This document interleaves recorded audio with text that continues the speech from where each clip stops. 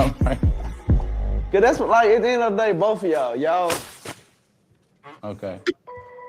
There's too many things. That was not a good vibe. Sorry. Hey guys, welcome to Little Blackbird 91. Listen, we're talking to you guys today about Never Ever Meets. Yes, season 1, episode 3, baby. Listen, it was a crazy episode. Can I be honest with you? Can I be honest with you? Can I be honest with you? Sienna, her situation with Brandon, yeah, it's becoming problematic. Can I be honest with you? It's becoming problematic. And I'll tell you why it's becoming problematic. Because we went from verbal to physical. I don't know if you guys noticed. We went from verbal to physical.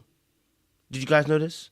And whenever we talk about abuse, it starts off verbal and it goes to physical. And once she threw those flowers, I said, yeah, this is the kind of woman that will beat this guy up. I can't lie to you. If he stays here any longer, he gonna get beaten up. He gonna catch a charge and catch a case. And so I was like, okay, you know what? This is becoming kind of scary for my man. So she needs to join Dominique on that bench and sit her ass down before you find yourself in a jail cell. Okay, all right. There was a lot of behaviors that were unbecoming of her. I think the constant scolding was so sad to see. Lack of listening skills, inability to be accountable, convenient amnesia. Let me say it again: convenient amnesia. Where she remembered only certain words, certain things that were happening. She kind of said, obviously, she didn't like the fact that he was talking to another woman about a situation to her best friend, but then failed to tell her that she was talking to another guy about the relationship too. So how does she get to have the position that she had? Why does she have the option of having that double standard, right? And convincing yourself that you're the only one that was not misbehaving. Okay. And then I think also I feel like she did apologize for calling him the B word last week, but I think it's a little too late. Do you know what I'm saying? And then to go again and do what he did, then dash flowers at somebody as well, physically as well. And if you actually heard him correctly, he actually said to Chris, he's still a little bit shaken up. Like, that guy's been through it, man. You know what I mean? That guy has been through it. And like I said, I've got part 1 and part 2 coming out. My part 2 will come out tomorrow. And it will be about also responsibility. And I know it's just going to sound a bit wild. People might not feel like it and listen to it. But there is responsibility on his part, right? There is responsibility on his part. And it's all about boundaries here, guys, right? Because we all have to be understandable that when you're in those situations, you have to learn not only to remove yourself, but you also have to learn how to confidently assert yourself in situations and let the person know, hey, these are my boundaries and you're pushing that boundary. And if you continue, I will remove myself from this conversation. Leaving the conversation is one way, but it doesn't finally finish off the entire equation. A part of that is also being able to be assertive enough to let somebody know that they're actually pushing your boundaries and that they are actually going overboard. And so I talk about that in the 2-part video as well. So you guys will see that the second part tomorrow. But yeah, this is also important, that he's able to do that, because at the end of the day, the conversation between the two of them, the reason why she's going off the way she's going off, is because he's failing to also institute the boundary to let her know you are going overboard. And one thing you have to know about people like herself is that if they had self-awareness, they wouldn't be doing this in the first place. So you have to make them aware of self. And if that means they don't be with you in the end, that's fine. But they've now been made aware by self. And I said in one of my videos that, the Bible says about, obviously, those who believe, how can people believe if they've not been preached to? People don't believe about their behavior being wrong until you tell them the behavior is wrong. But we've got to learn how to do it with an assertive communication if we're in a relationship with that person, right? Of course, you don't want it to get to a point where you're being obviously attacked and physically attacked. That's a completely different standard. But yes, you just need to be able to do that. And this will go for both men and women, by the way. So, just to let you know as well, Like, there's a way to communicate your boundaries and let people know, listen, this is the last time. Like, we've spoken about this before. When you do X, Y, and Z, it makes me feel like da da da da da, right? And if this continues, which it can do if you want to, I personally will remove myself when this behavior continues. That's it. So he didn't get a chance to do that. Instead, and the question is, why did these two find each other? Why does she want such a man that she finds is weak? What does he want? Why does he want a woman that originally that had issues with attitude? This is not brand new. This ain't the first time you saw this. Let's not pretend as if you didn't see it in 10 bumps. Okay, you saw his passiveness. You saw her aggressiveness. This ain't the first time. Y'all pretend as if, oh, we never saw this before. No, you saw it. You just ignored it. You didn't want to deal with it. You know what I'm saying to you? In all of the 10 months, this behavior never came through. Come on now. Come on. You know what I'm saying to you? So both need to also be aware as well that the reason why they choose each other to stay this long in a relationship. Now, that was them. There was also, we had Joanna and Aaron. And I love the fact that they were calling out Joanna about the Aaron situation. God ain't got nothing nice to say about Aaron. I swear to God. Nothing nice to say. Right? But all the answers for Chris, I need her to be honest with herself. She likes Chris. Okay? She thinks she fancies him. I think she finds him attractive. I think they get on as well, but it's clear that her and Aaron have nothing going on.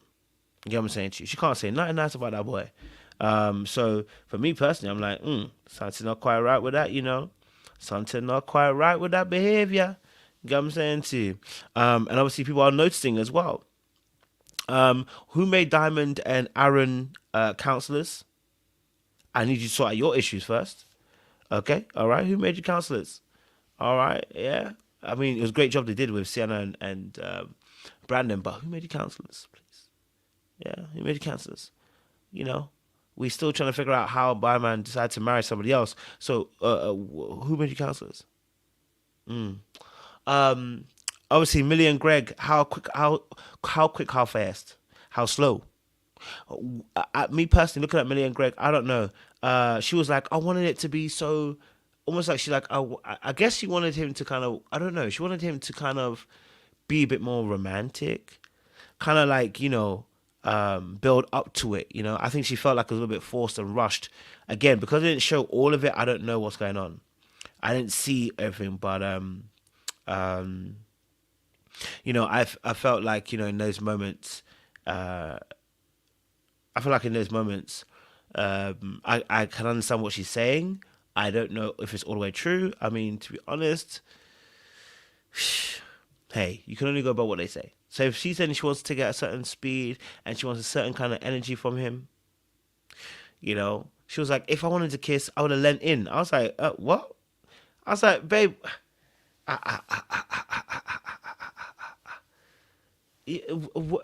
darling.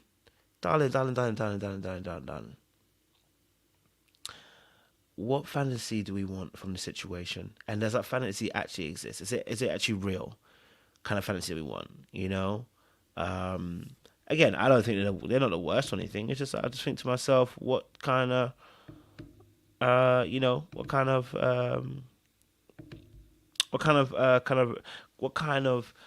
speed do you actually want? What kind of relationship do you want? You know what I mean? Now we already know about Greg. He said already in the past, he's rushed things in the past, whatever, and potentially could be rushing things again.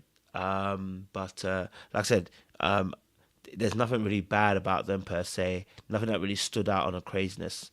So yeah, for me, I was like, okay, cool, Greg and Milli. Then let's talk about obviously Shay and John and Josh. Again, pretty good. Nothing bad happened this week. They seem to be on the same set. He had a kid on her, they said, or whatever, because the kid was like 3 years old or whatever. And I was like, okay, well, yeah, in that 10 years, I'm sure they went all together for the 10 years. So did you really have a kid on her? Or, I was like, you guys never even saw each other for like 12 years. So did you really have a kid on her? I don't know. Anyway, either way, they seem to be very good, very in tune. Now, I'm going to need Shay to stay out of the business of our good sis, Sienna. Shay, stay out of it. Okay? Stay out of it. The toxicity is contagious. Stay out of it. The splashes and dashes that catch onto you gonna make you toxic too, baby. Stay in your lane. Okay, all right. Now, Shay and Josh, I just wish you would have done a better job with Brandon. That brother was stressed and needed help. And y'all played it down a little bit like she weren't doing too tough. She's hurt. She's this. No, she's abusive. Okay. All right. Just like our brother Dominique need help because he was abusive too. She needs to join that bench. Okay, but other than that, yeah, I don't know. It's interesting. I think we need more understanding of their dynamic in terms of what were they doing for 12 years. Yeah, let's go be very careful about that. Do you know what I mean? So yeah, I'm not mad at them. I think they're pretty cool. I think that's all the couples. You know what I mean? That's all the couples. Yeah. I think that's all the couples on a quick one. All right. We're going to get in some conversation. And we're going to talk about some stuff. Wait, what is what I'm saying? You guys saying some see.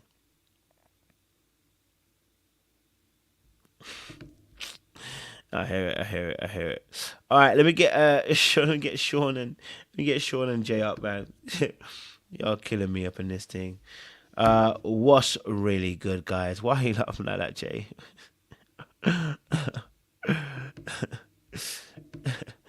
Oh my gosh. Drink my water and mind my business. That's how I feel about this episode. You know what I'm saying? Drink my water and mind my business.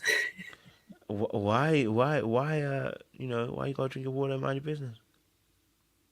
Because I feel like if you pick a side, you're gonna catch a case. You know what I'm saying? You're gonna get some flowers thrown at you or something if you agree with the wrong side. So I just don't drink my water and mind my business because clearly you can't give helpful advice. That's wrong.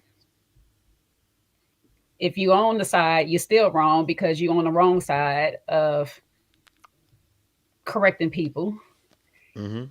When you're trying to help as the eldest couple, but can't help yourself.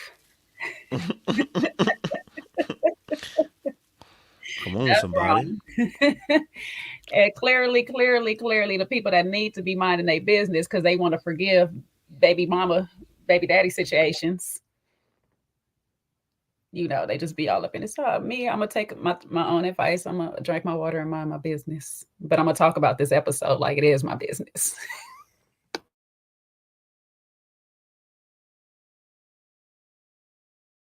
Sean, what are your thoughts on this? Yeah, no, listen, it was most enjoyable and chaotic all at the same time. I just want you to take it easy on my baby girl, Millie. I always pick a favorite, and right now she's mine. So just let her romanticize the kisses of it all. I'm romantic. So, hey, there's a lid for every pot. You trying to be that lid? I'll be the lid in the pot and whatever else she needs. Take your time. I don't mind. So, hey. Not you moving like Avatar Grey out here with John Gray. Trying to be that lid. Moving like Derek Jackson's wife. Okay. All right, let's get into this conversation. Let's talk about these couples then. First couple, let's deal with Josh and Shay and what you picked up about them. They had a conversation with was it Diamond?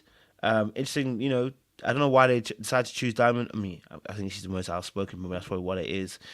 But they chose Diamond obviously to try and deliver the news, and the way that they tried to, it felt like I don't think that was Diamond's direction, right? I think that's probably the question they told her to ask them, but it felt a little bit messy in it to drop that question like, oh, but you had a baby with her, like you had a baby on her, like it's like it was kind of random, and it almost looked like you trying to dig for something, and it looked like they had already solved that issue. So I don't know, it just felt a little bit messy, but I don't think that necessarily was Diamond's direction. I think that's probably prompting from the production, but yeah, go for it, Jay. For a person that, ain't in nobody business, her and her man stay in everybody business. But I guess when you don't want to talk about your own, that's what you got to do. So there's that. Okay. I don't agree with her delivery of it, so I don't think she was supposed to be the original messenger. But I guess I guess she couldn't figure out a different way other than saying, my girl told me that you had a baby on her. Tell me that story. We all want to know the story anyway. So it's like, yeah, tell us the story. And the story didn't make the situation no better.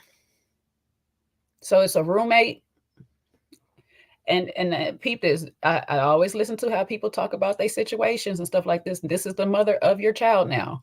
It was just a roommate that we got caught up and we messed around and we got a child now. You was living with this person during this 12-year situationship that you got with Shay. You was living with this person. Y'all messed around. Now y'all got a child. But it's okay because he told me right away when it happened. He didn't tell you right away after the sex happened, but he told you right away when she found out she was pregnant. So it's okay. We could forgive that.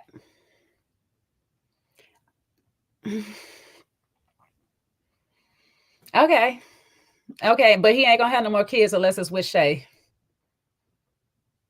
And he's going to make a good father. Is he not a good father already? That was confusing to me. I was like, what are we talking about with Diamond with the Y? He gonna make a good father. He's already a father of 2, 1 on you. But you want to play stepmommy? Go ahead, do your thing. It's weird to me that you are okay with this, you forgiving this, yet you want to put your input when we'll get into later in everybody else's situation. But you know, you love it, we like it. He's fawning over her right now, whatever, for now. But they still in a representative stage, so we'll see what happens going further when we really start to get to know each other outside of the boom boom room. Sean, thoughts? Yeah, I don't take anybody seriously that's been dating for an extended period of time and haven't seen each other. So him having a baby, I'm not even going to waste my energy talking about that. You know, I just feel like you don't have no relationship and you ain't never seen the person. How we commit, what you committing to? Words and writings, you know? So I think she took it the way she needed to take it because they ain't really in a relationship. It's all fantasy and talking, you know, until you start to see the person, build a physical connection with them, really get to know them. I mean, look, it is what it is. So his explanation of it was silly. You know, the way he said he just kind of like fell into, it was a roommate thing. Now they have a kid together. Well, she's a piece of, it's almost like she's a piece of nothing. The way he described her, you know, you guys have a bond for the rest of your life with the child that you had together, and you just over here downplaying it. So that to me sounds like problematic, because if he's willing to do that for her, how's he talking about Shay when nobody's listening? So it could be, you know, listen, I was lonely, and we were there for each other. We never anticipated it going in this direction, but we kind of started something that we didn't anticipate. But like, to just put it like she's nothing, she's non-existent, you know, hope y'all not roommates no more, because she might be looking at you crazy when it comes rent time once she watched this on TV. Y'all are nuts.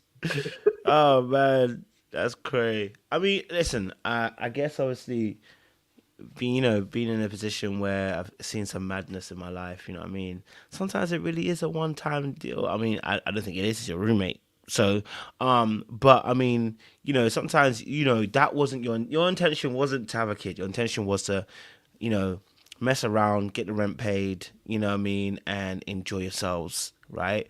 Maybe, you know, that person was a buck stop until, you know, into you know, maybe Shay or someone like Shay came along, right?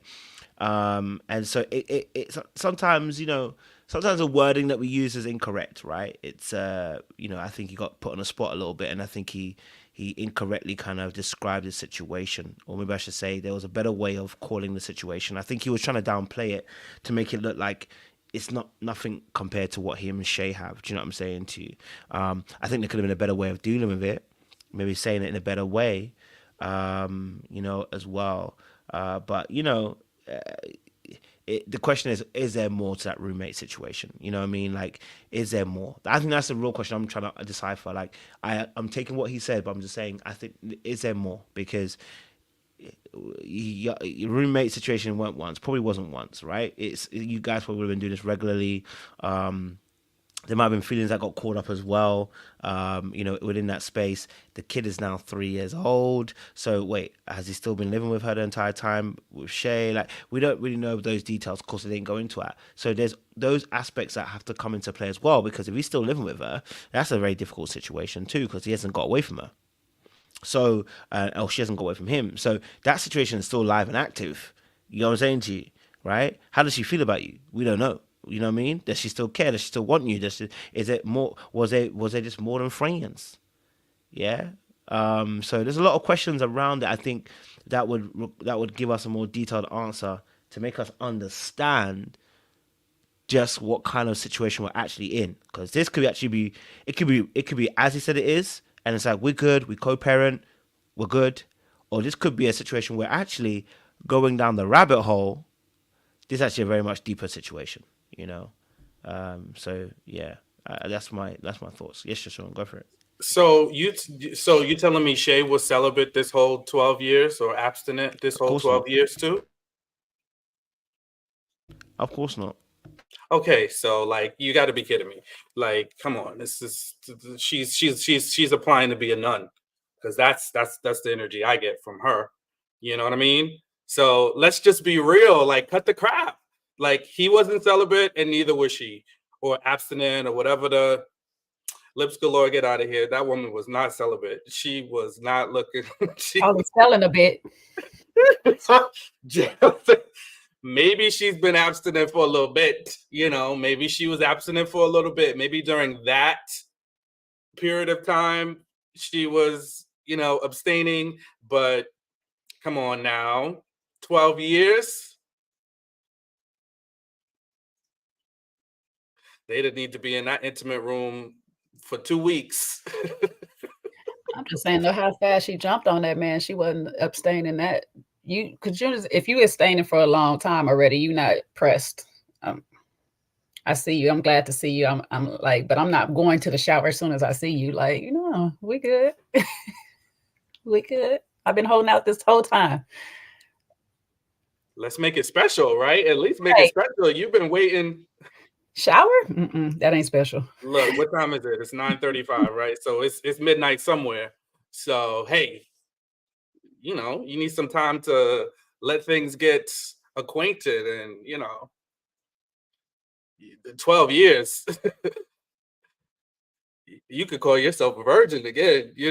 I know Diamond's running around here talking about she's celibate with a whole grown daughter. So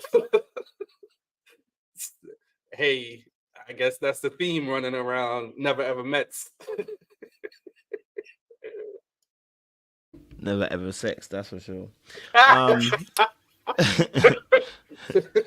Get you locked up. You gotta dodge. Any more thoughts on the Josh and Shay situation? How do you feel like? Obviously, because Jay, I know you're about to breach it. How did you feel about Shay's conversation with Sienna? Because they first were talking about situation, and I think from my perspective, just quickly, I was like, I was watching the way Shay was, and Shay is very naive. I feel like she believes very easily, and it didn't look like it was just with Sienna. I'm not saying that Josh has lied about anything. I'm just saying, like, she's given that energy, like she'll just believe. And I get it, support a friend, but you only know Sienna for 3 days, if that, 2 days, whatever. And the way that she was discussing with Sienna, and the way she concluded on Sienna and Brandon towards the end by saying, she felt like Brandon holds grudges. I was like, babe, what did you see that he was holding on grudges?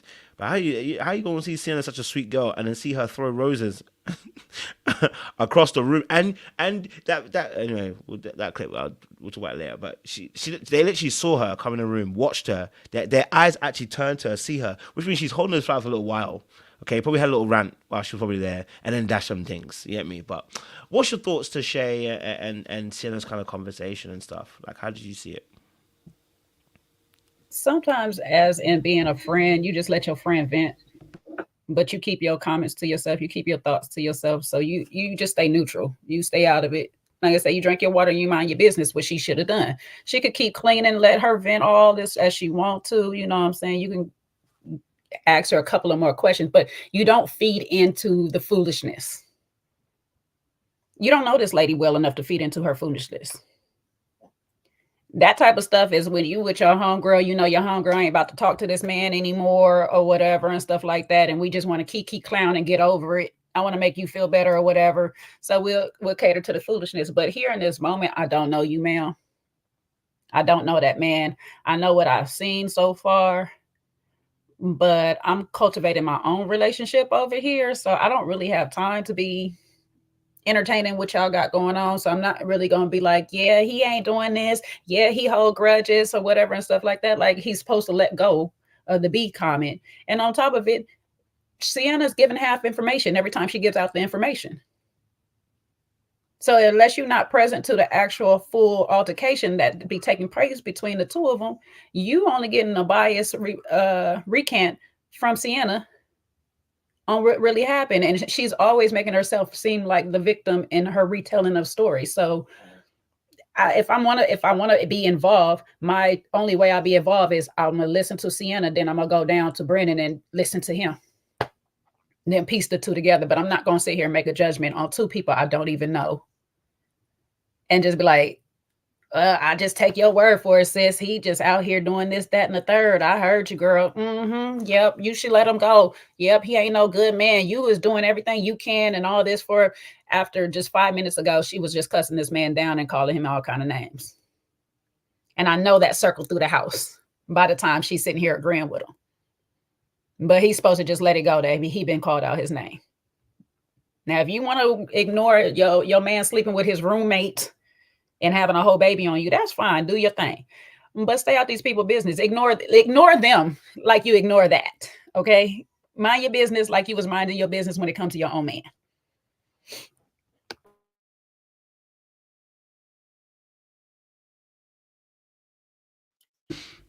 Definitely, Sean.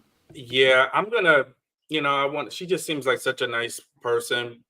So I don't want to just pile on to her, but I'll say that she seems very naive to me, a little. I don't know what it is, but I wish she just would just say, okay, I'll be a venting ear, don't give advice, just say I'll be willing to listen. Yeah, Aisha Delulu, she just seems like she's in another realm. Because then she had the nerve to say like, oh boy, is keeping what's his name, Brandon. She said Brandon holds grudges. He don't hold no grudges because he keep coming back for more. He keeps coming back for more.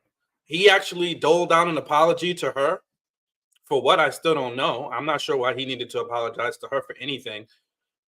So I know we'll get into that with the two of them, but I just think she just lives in an alternate universe, and she's just a sweet girl. And I think that she's a perfect match for Josh, because they both, seem very similar. They seem very similar to me. So I think they're well matched as long as they can take this, take their relationship outside of the intimacy room and into the real world. You know, it was funny too, though, because Josh was being a little bit biased too, talking about, it's just women. He trying to downplay all that verbal abuse that Sienna's been given. It's just women. It's because she's from New York. It's this, that, and the third. But y'all both sitting here saying literally in her face that this man has not talked bad about her, has not done her anything. But Shay, you're agreeing with her any other time. Your man is sitting here saying like, "No, I ain't never heard him talk bad," and it's like egg in your face when you come down there because you just listened to her and you hearing her story that she don't even have a real story. Sienna don't even have a real story for her. She don't even know what he said to know he's talked bad about her. You know what I'm saying? But you running with her story. You get down there and your man sitting here like, "Nah, I ain't never heard him talk bad. He always lift her up. He always talking good about her." That's why you got to stay out of some people's business sometimes. You just got to mind your own business. Like water your grass. Don't worry about theirs. Leave it alone.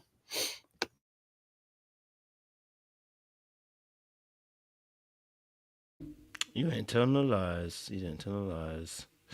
All right, cool. Let's move on from them too. Let's go to our next couple.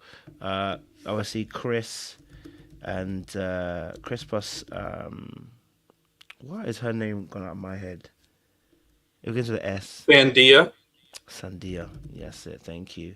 Chris and Sandia. There wasn't much that happened with them two, but it seemed like Chris and Joanna seemed to be getting on real nice, real good.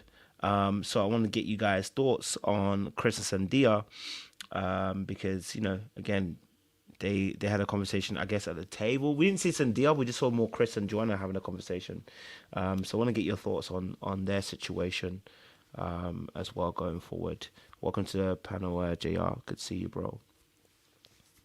But since you're here, JR, I'll let you go first. Chris Sandia. In fact, let me play a clip for you guys. That'll be smart, wouldn't it? Let me play a clip for you guys so you can actually see what's actually going on.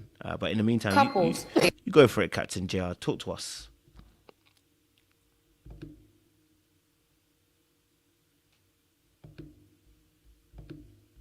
Oh, you're muted, my brother.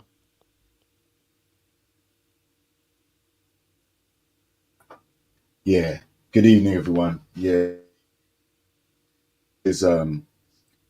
I feel like disrespecting Sandia straight in her face. Like from his conversation on the first episode with all the guys around and she was there observing. I just don't think he's considerate of the fact and how she may feel about him hearing this stuff that he's been saying. And when he's trying to say that he's connecting with Joanna, it kind of gave he's connecting with her more than he's connected to his own girl. So I didn't like that at all. And I feel like Joanna, because she's not connecting with her guy, even though she says she is, I'm yet to feel like she's definitely feeling Chris more than she. So I don't think it looks good going forward for their respective partners. But I'm also going to keep my eye on any more chemistry and start doing some shenanigans.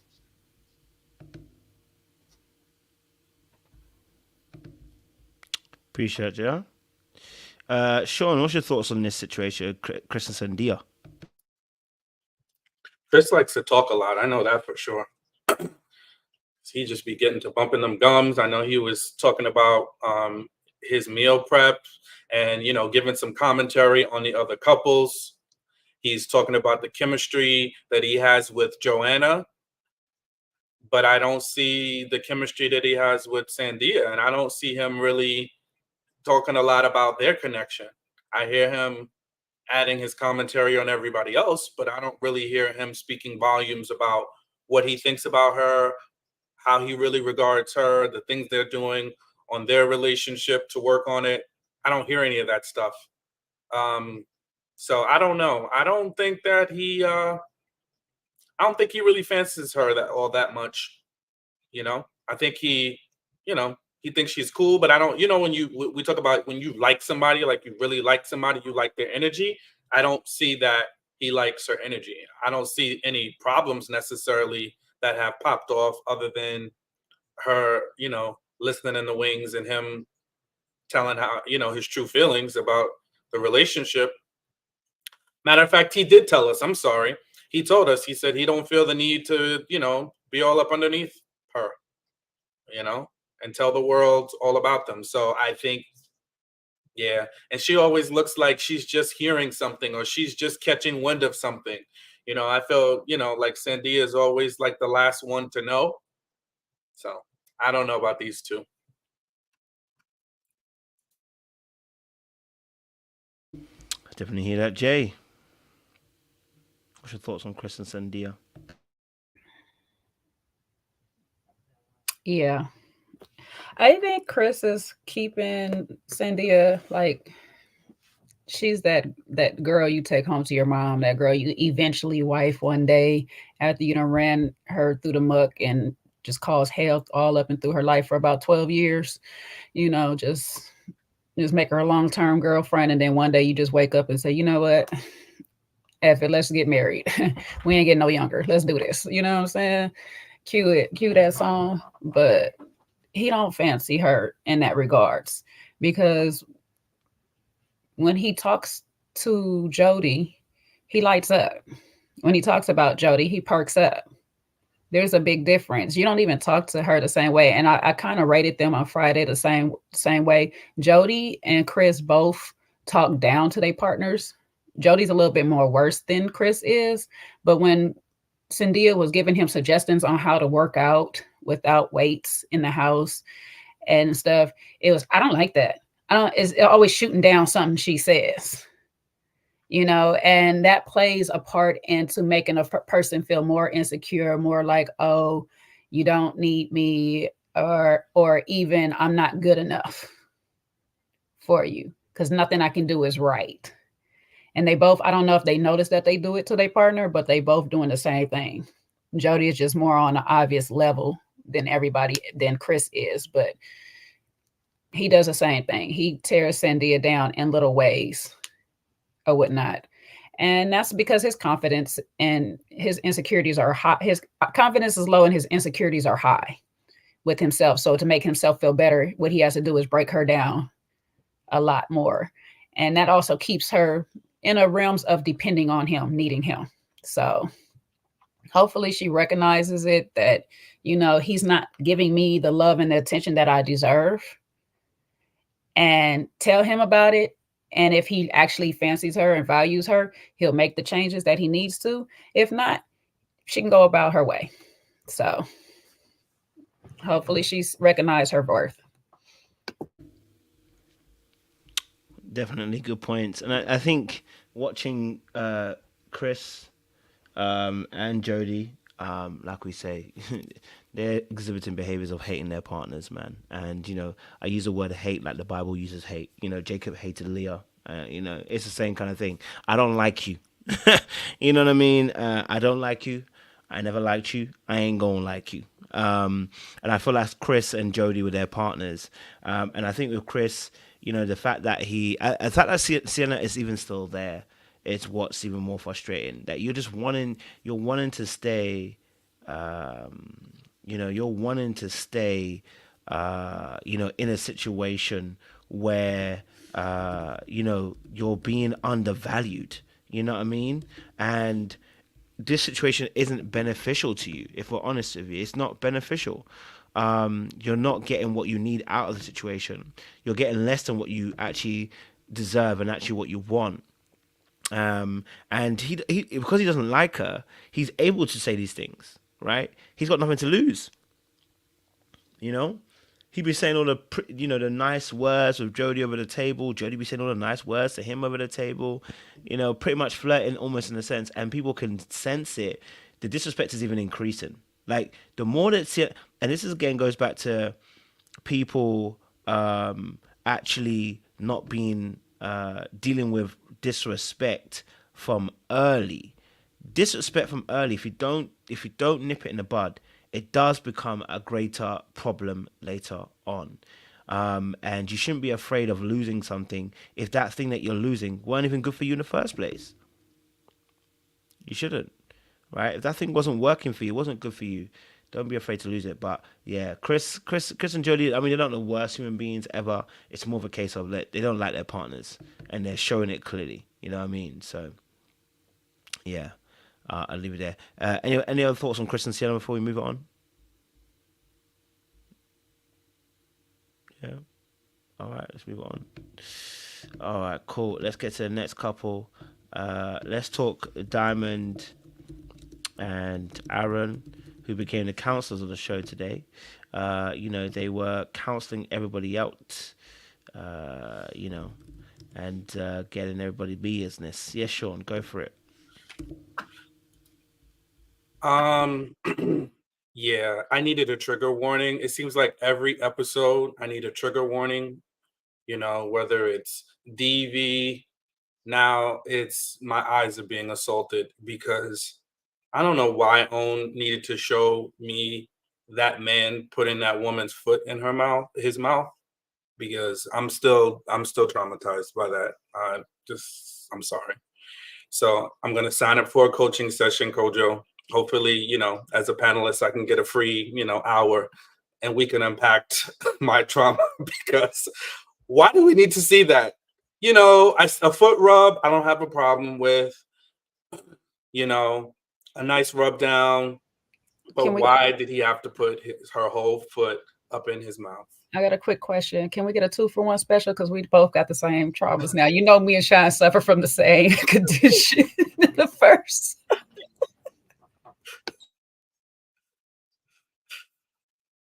He was up on them toes, boy. Yo, and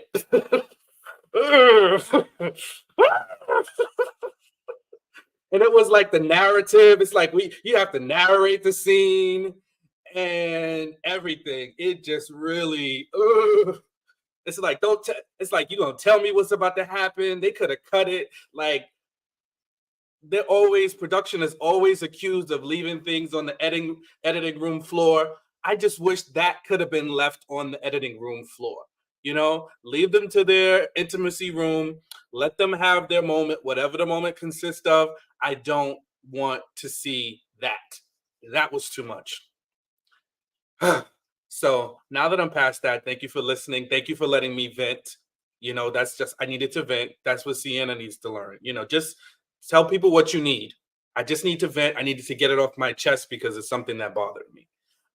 But with the two of them, I wish they would stop being, the Dr. Ruth and Dr. Phil and Dr. Iyanla and all the doctors and the relationship coaches of the house.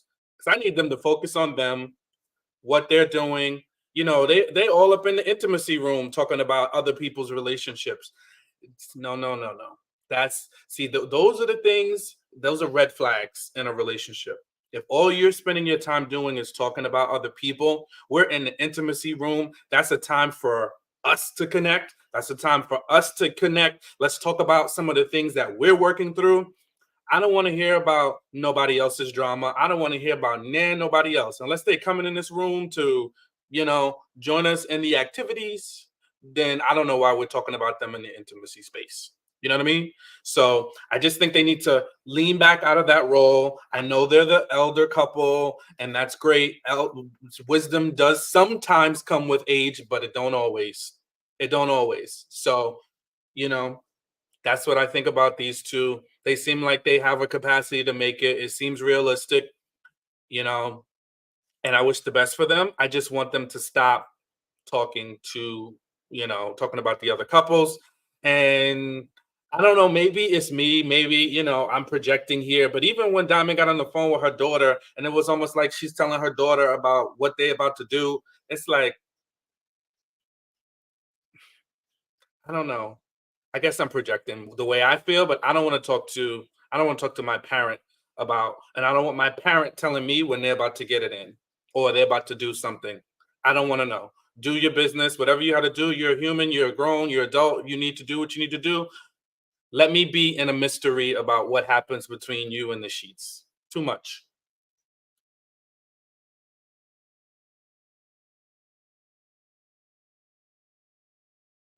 JR.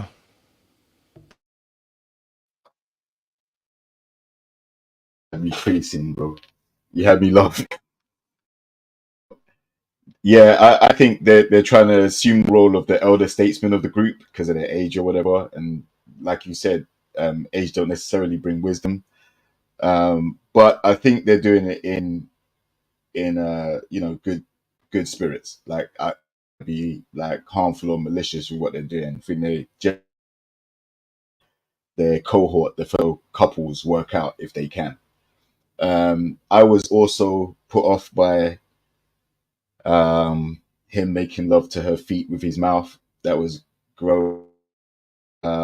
But I feel like I hope they don't more scenes from inside the boom boom room be the private time for couples to take it as far as they intimacy wise.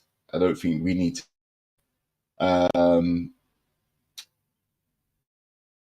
Yeah, I think that their bond is obviously stronger than the other couples because at least they're taking it to the boom boom room. They've already done all the talking. They've got to know each other. They're comfortable, and they're the only are on that level where they feel comfortable going there. I definitely agree as well. Like the oversharing, I don't want to see Diamond go and give a play-by-play to her daughter about what happened and all that stuff. That's also going to be quite gross. Like I say, they have gotten to that.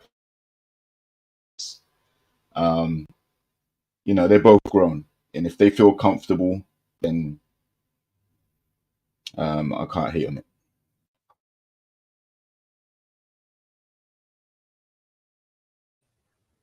Diamond with a Y, beautiful woman, daughter, look just like her mama. But why are we going to the boo-boo room in the first place when we have made a vow of celibacy? We ain't doing nothing or whatever. Is we just want to go over there so we can talk about the other couples? And I don't want to rehash the things that I seen. But why are we doing those things if I have a vow of celibacy, if it's a turn on to you? Because I mean, if she's turned on by it, I'm not personally turned on by it, watching it or having it done. But if she's turned on by it, why are you letting it happen in the privacy of the boom boom room? I'm just trying to figure it out, because why compromise or celibacy, abstinence, whatever you want to call that you're in right now? Why are we compromising that? And if we're going to talk about him, what is this blue fingernail? I'm confused. I'm really confused. I don't know what that means. I'm learning new things in the world because the world is evolutionary and it's forever changing. So I'm learning new things. So I just want to know what the blue fingernail means. Anybody could tell me, please help me out, because I don't understand what that means. But as far as another person who is people, let me say people, that is all up in people's business, but we should be talking about theirs. Because we still need, as the audience, to understand this wedding ring that wasn't a wedding ring. We were just trying to get an attention ring. So while you saving all the other couples, can you save yourselves and tell us how we got to this wedding ring and why you didn't think the relationship was going to work or whatnot? Let's hash that back out. Because granted, y'all do look like a solid couple who has been working on some things, but you decided to come on this TV, so we need to understand how we got here in the first place. And ma'am, could you not be sitting here trying to tell me and your daughter that you and this man don't be having arguments? Because I know daggone well y'all argued about that daggone ring. This ring is true. I know y'all argued about that ring. So don't be telling you now in the house, maybe y'all not having no arguments. Okay. You was better off telling compared to these people, I'm glad we know how to work through our arguments, but y'all not beefing. And he had proposed to somebody else, but you came with a whole attitude when he first got here, and he was like, oh, here you go, don't start that. Okay. All right, ma'am. All right, I'll let you have it though, because you the house residential counselor or whatever y'all supposed to be. Child, I need to see some credentials, because I ain't gonna hold them though. They be giving some solid advice. I like how Aaron J made them use the guitar string to try to talk, but that didn't work out too well. But he tried to have effective listening sessions. But somebody wasn't listening to the directions in the first place, so there's that. And with Shay and Josh, I didn't hear no valid advice given to them, but we'll let them have it, I guess. Maybe they gave it to them and they just decided not to air that, whatever. Otherwise, I guess we need somebody to stay in the business so we know what's going on with these couples. So it's working its purpose. But please stay out of like JR say, stay out the boom boom room with the camera. That is supposed to be a private, sanctified place for these people. Please stay out of there with the cameras, okay? Let them be. We don't need to see no more of that.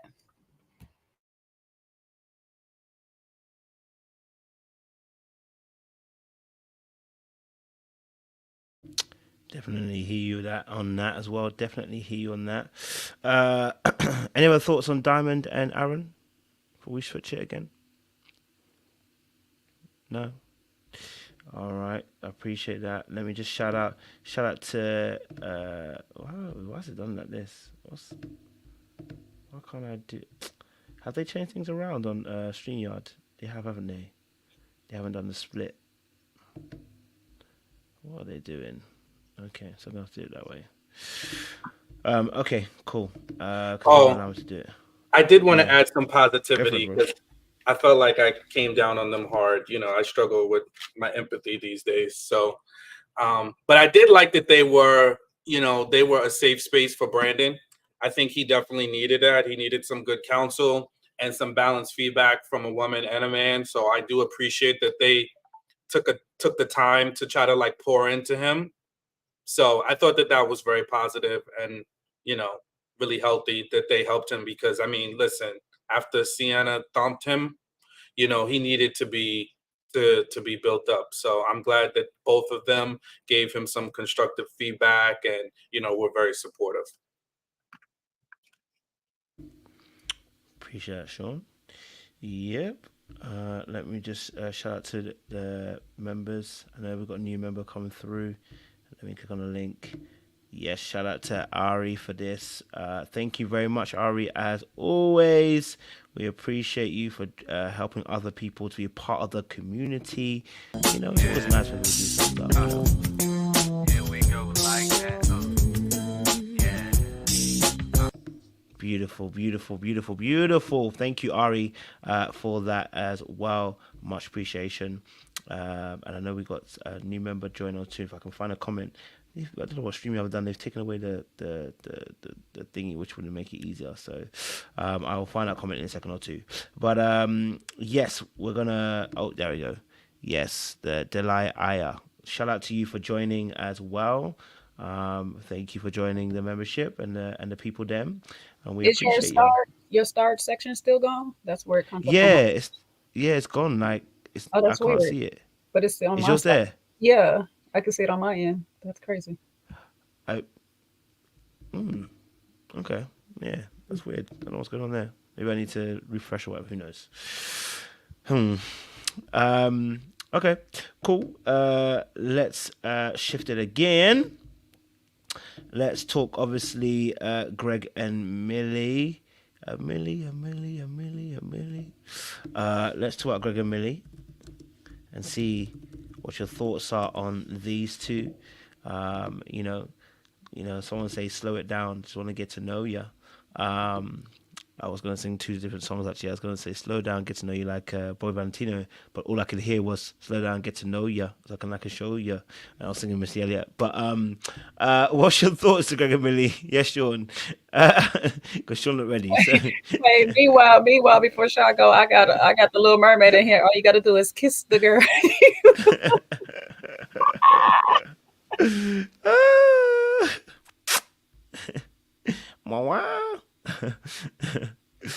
Oh man. Yes, Sean, go for it. Sorry. I appreciate Milli, want to take her time, and I think she's right. I felt a little bad for her when he kept kissing her in that pool, and she was like inching back and back and back, and he was going forward. I was thinking Aaliyah back and forth because I think, listen, I think they have good chemistry, but I don't think the both of them are on the same page because Greg is telling Brandon that he need to, give Sienna some of the lash to keep her cool down. I think they're on a completely different page. I think Brandon is ready to go to Pound Town and Milli wants to be taken around town. They in two different parts of LA, hence why they haven't seen each other in 3 years. Literally and figuratively, they are in two different parts of the county. So God bless them. I don't think it's going to work out because clearly Milli, and I hope she gave Greg that feedback because it's good feedback to have because it lets us know as a man where you are and it sets your boundaries, for yourself. So, I think I really hope that she did give him that feedback afterwards, that she shared with the ladies of how she wanted it to be a little bit more romantic. But, and again, we see Shay doing what Shay does best. Yes, that's right. Meanwhile, she ain't doing that. So don't be saying yes. Because y'all, you opened your mouth and kissed him all with your whole tongue as soon as y'all met the first time. So Shay, you might want to advocate for Greg in this particular moment, instead of just listening to Milli and giving her giving her the same perspective. But I think I love the boundaries. I think that's great, especially when you're just meeting somebody. To me, I was saying in the comments, I like that because that lets me know that you consider yourself, you value yourself. And it's not to say, I want us to be waiting weeks and months and years, but just at least let's get to know each other. Let's build a connection in person now instead of just jumping right to getting physical before we really know each other. And she likes a little romance, and that appeals to me because I'm a romantic kind of guy. I'm an R&B romantic kind of mindset of a guy, so I like that. And I think, look, if Greg can alter it, perhaps they can get closer to each other on what they want. But if he's going to stay fixed in where he is, he needs to find somebody that's aligned to him and his pace. Good points. Jay, what's your thoughts, Greg and Milli?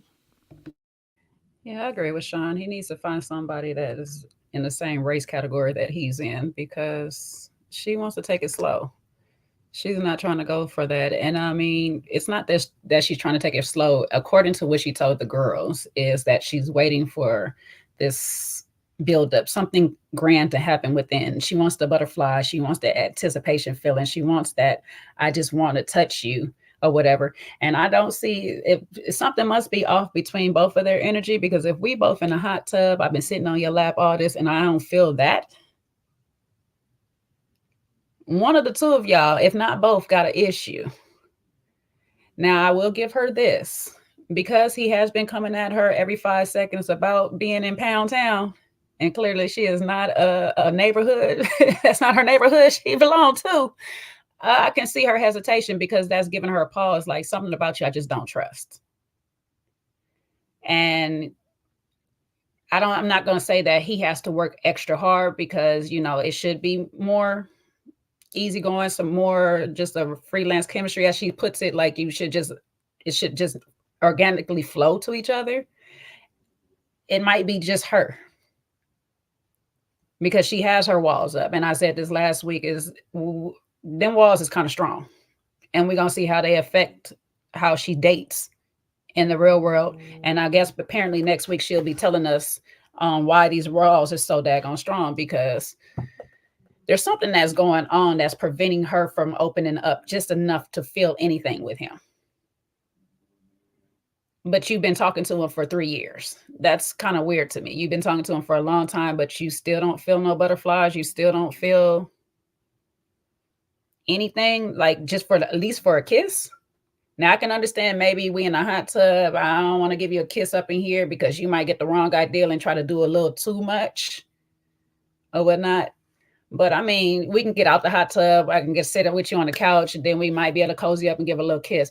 And an African made a good point. Has she expressed that to him? You're going around telling the girls how you feel, but have you actually told this man, hey, listen, you're just moving a little too fast for me. I need to slow it up. When time, prevails, I'll tell you actually the reason why I need to slow it up. But I just don't like the way you always talking about sex. And there's nothing wrong with that, because that's still about boundary setting too. It's like, I don't like when you always speak to me this way. I want to be treated this way. Sometimes you got to teach people how to treat you. So if you're not telling your partner, but you're telling everybody else, that's ineffective to the relationship. What's that's going to do? He's going to continue to do the thing, and you're going to continue to be repelled by it. You're not giving him a fighting chance. So if you actually do like this man, give him a chance, tell him what it is that you want, see if he can deliver on what you want, and then go forth from there. And vice versa.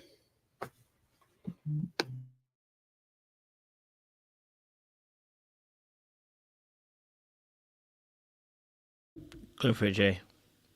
I said JR, sorry. Yeah, yeah. Now, so yeah, been said so far. I'd also say that you know, over for 3 years, like you've done all the talking already. So a lot of things could have been established depending on the type of conversation that you were having. Probably been talking about what it's going to be like when they probably had that conversation about how fast or slow they want to go. If they haven't, then I'll be very concerned because 3 years is a long time. So what have you been talking about?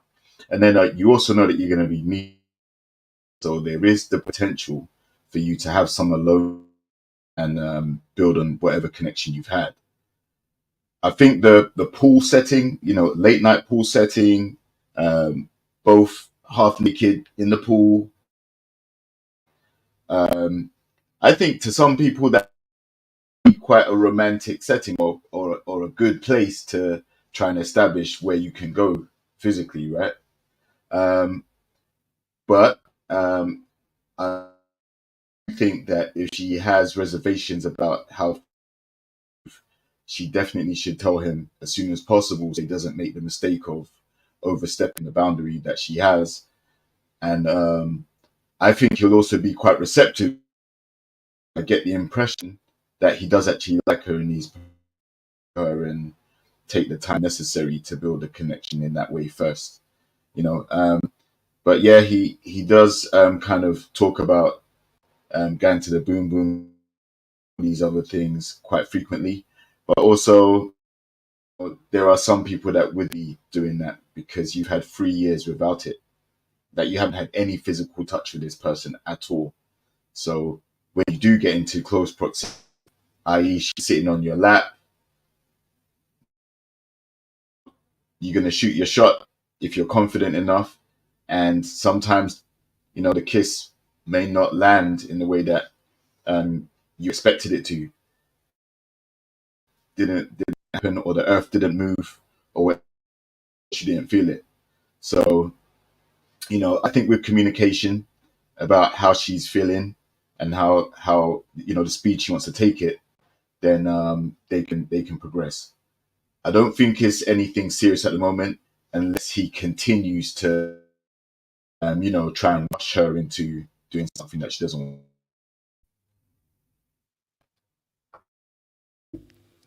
Appreciate that. Thank you very much. Yeah. Any other thoughts on Greg and Millie? No. Yeah, just one last thing. I think Greg's made a couple of comments that can go either way. And I don't know if he's misinterpreting what Millie is saying, and that's a dangerous place for us guys, where we run into some challenges where he says he doesn't mind chasing her. And I don't know that she's asking him to chase her, but asking him to, continue the process, get to know her, get to understand her boundaries. I don't think she wants to be chased, so that you run into a dangerous scenario when your mind starts clicking that way, where you think, oh, she just wants me to chase her, she just wants a little push and pull. And if you misread the signals, you can be in an uncomfortable position. So I think it's just something he needs to be alert on. And it wasn't just that comment, it was that combined with saying that Brandon needs to give Sienna some tool to help her along and to get her to calm down. He's like, that's going to buy him 24 hours of peace, where I think he just has to adjust and try to understand what's going to be beneficial to the particular person, right? So once you start adding intimacy in, you're going to send things to the next level. If Sienna's acting off the chain already, sex is not going to be the thing to calm her down. Even although her friend did give her similar advice. So, but yeah, that's not going to be it. Definitely understand that. I think with Greg and Millie, interestingly enough, I know he likes to rush things a little bit. He said it himself. And I know she said she wanted a bit more of that romance. She said he wanted a bit more of that, I guess, forethought through it a little bit. I think they just needed a bit of. I think they needed a bit more of the emotional connection before he got to that point, right? And like I always say, listen, look, you have to convert the sale. You know what I mean? In these situations, in relationships, it's all about the buy-in. Have you got the buy-in?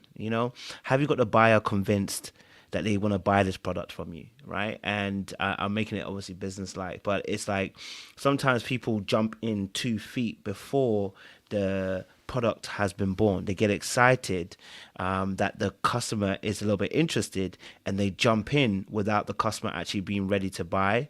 And I feel like sometimes that can happen in interaction between men and women. Like sometimes as men, we can get excited by the interest, but she hasn't actually bought the product yet, right? And so once that happens, timing is everything. I'm learning that myself, you guys. That timing is a key product when it comes to relationships, right? And that once you time it correctly, it goes down well, and things run smoothly. So it's a case of, and poor timing is usually an indication of an imbalance when it comes to how we deal with our emotions and how we handle other people's emotions, and how we actually pay attention to the room and the people within the room. Right. And that usually is because either we've got poor social skills, or we're afraid of being rejected, or we're afraid of making a mistake, or we're afraid that, we won't be loved or won't be cared. Whenever there's a lie and there's a fear, there's always a potential for there to be an incorrect timing that comes with a judgment or an action as well. And I'm learning that myself. This is something I'm learning in the season with the big man upstairs, and just learning about how I'm dealing with relationships. That the fear is what causes the poor timing, right? But when you're planting a seed in the ground and you're wanting that fruit to be ready, you don't want to pluck that fruit too early. You want it to be ripe, so when you pluck it, you're ready to eat. But if you take it before its time, I mean, except for plantain and bananas, saying that's a little bit different. But the usual fruits and stuff, like you take it before its time, what's going to happen is, you won't get the benefits of having that fruit ripe, right? Unless you are, again, a manufacturer and you are sending that fruit to a shop, and then you want it before it's ripe, because then you want it to take its time and ripen as it travels. But you're not that person. You're a human being, right? So you want to plant, you want to be able to harvest at the right time, and that comes through a balance. You're not fearful, you're not afraid, and as the Bible says, there's no fear in perfect love, right? So it's finding that balance, and I think Greg just needs to find a little bit more of that balance. Get her buy-in, get her emotionally invested, get her a little bit more deeper, marinate the mind a little bit more. The chicken isn't really ready yet. It needs to be marinated a little bit more, massage it a little bit more, right? And this will all be yours. You know what I mean? And this will all be yours. So it's just a lesson to anybody out there. It's not just because she's a woman, but actually generally because we actually need to spend time, marinating sometimes certain things, and then you can, enjoy the festivities of the flavor that comes with a cooked meal. Yes, Sean, go for it. Jay put the perfect song in the chat, and I just love a lyrical rendition. And it's Janet Jackson, Let's Wait a While. And I'm just going to do a couple of verses because sometimes they get crazy with lyrics on YouTube. But it's, let's wait a while before we go too far. I really know not to let all my feelings show, to save some for later so our love can be greater. That's the song Milli. That's the song that's on Milli's, playlist. And, so Jay, thank you for reminding us of that beautiful, timeless song. And unfortunately, Greg is Sexy Red's Pound Town, and we don't need to do a lyrical reading of that. Bow, bow, bow, bow.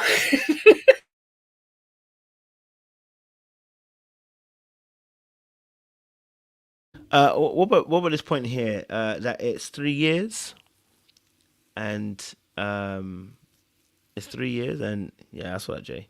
It's 3 years, and that they should really have that connection. as well, but I'm covered by the blood. But yes, what's your thoughts on that? Because obviously it should have 3 years. It should have, should have been sorted by now. Should have had that connection already. What's your thoughts on that, guys?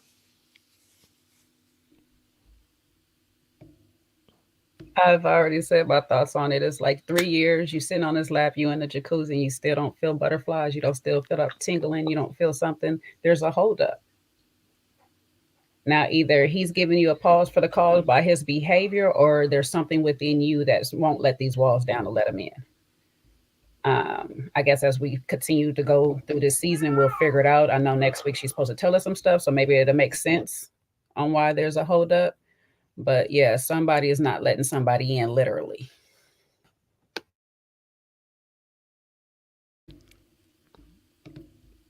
I just caught what you just said there. I was a bit slow, but I just caught what you said there at the end. Yes, John. I literally just caught. I was like, wait. Yeah, no, listen, 3 years, what? Just like, I mean, I don't take anything serious if we have been in communication for an extended period of time and we haven't seen each other, right? And I think that just because we've been talking for 3 years, that doesn't mean that there's an entitlement. And again, this is something I've had to learn, right? It doesn't mean that you're entitled to someone. You have to wait and see if there is a connection. And if y'all have been talking for 3 years and only been 30 minutes apart, then there's some reason.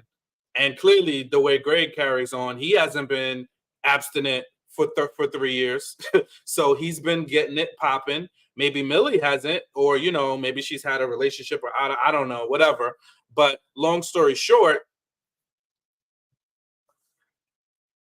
if we live that close and we haven't jumped to the next stage, then I think we should take our time before we start going to now, because we're in a house together. That means, it's there. And I think, listen, if your energies match, your energies match.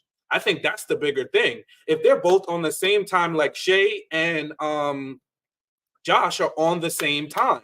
So for them, it's nothing. They're having a good time. Nobody cares. Let them. They probably should slow down a little bit, but hey, they could do what they want to do. They're grown, they're consenting, they seem like they're enjoying each other, and they're moving at the same pace. But when two people are not on the same page, somebody has to take a step back. And it can't be, oh, well, we've been talking for 3 years. No, are we on the same page? Do you feel comfortable? Let's get on the same page with each other. So that's what I think. I hear you on And that. I think I think there's a difference between having the connection online, and the physical connection needs to be developed as well. It may take another 3 years, but between talking to someone every day as like your friend online, or you're texting, messaging, when you get around each other, is there a physical attraction there enough to move to the levels that Greg wants to take it? And go there, then yeah, like I said, she needs to just let he's feeling, and I'm sure he'll be quite receptive. He doesn't seem like, I don't know, but I don't think he's gonna be wanting the 3 years that they've been dating, rushing in so quickly. He seems like he's prepared to wait. So yeah, we just have to see how that pans out. Yeah, I mean, listen, can I be honest with you? And I mean, if I take my coach hat on and give an opinion rather than, a coach kind of perspective, what y'all been doing for 3 years? Can we be honest with you? Because if you haven't built up enough of that emotional connection that she's not getting the butterflies now, yeah, it might not be coming. It might not be coming, right? And the reality is, more than likely, both of these people here are settling. Yeah? Both of these people are settling. Okay? All right? Because y'all in the same town and none of you could have seen each other, number one, for 3 years. Number two, we're on a slow down situation when we've had 3 years to get to know each other. In 3 years, I should know everything about you. In 3 years, I should be an expert in Milli language, and Milli should be an expert in Greg language. Right? So when I meet you, it should just click because we've had 3 years to get to know each other.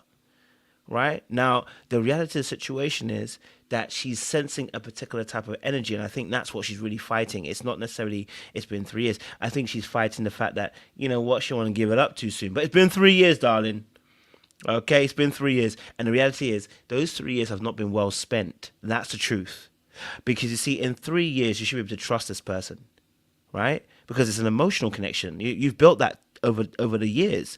But the reality is they haven't probably been building that very well, right? And there hasn't been that much of an emotional connection because both of y'all probably been doing other things in between that time. You've been with other people. You've probably been talking to other people. So the concentration hasn't been on that relationship. Therefore, the trust hasn't necessarily been built. So when we're flowing in this direction, yeah, it's not going that way. It's not going that way. Or it's not as easy to go that way because we didn't actually spend those 3 years on each other, right? 3 is a great number. Biblically, when you look at it, Daniel, Meshach, Abednego, and I always get the third person as well. You know, they were in Babylon. They were in Babylon and had to be trained for 3 years. Jesus taught the disciples for how many years? 3 years. Okay, Shadrach? all right. Shadrach probably, yeah. Shadrach, Meshach, and Abednego. Thank you. And Daniel. Yeah. Yes, thank you. 3 years. Right? So 3 seems to be the number of transformation. Whenever you see in the Bible, 3 years, there seems to be a transformation that takes place. I think Paul also was taking 3 years as well, right? So 3 years happens. So if you've done 3 years and nothing has transformed for you 3, yeah, more than likely nothing has really been taking place. You haven't really been spending time with each other. And so therefore nothing has transformed. We're still at square one. Right? We're still at square one. So I'm not saying that anything's wrong with Millie or anything's wrong with Greg. What I'm saying is, I just don't know if we spent our time very well. I don't think we spent our time very well. That's what I would say more of a case. Yeah. I don't know if you were going to say something short.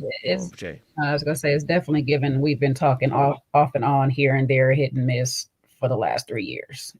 And now we're in face to face. So let's really talk. Or whatever. But even still, if I'm talking to you hit and miss and I fancy, like I like how you look, I'm still feeling something. Now, when I get to talking to you, I might not feel it as much when you start speaking back, like, I don't like what you said too much.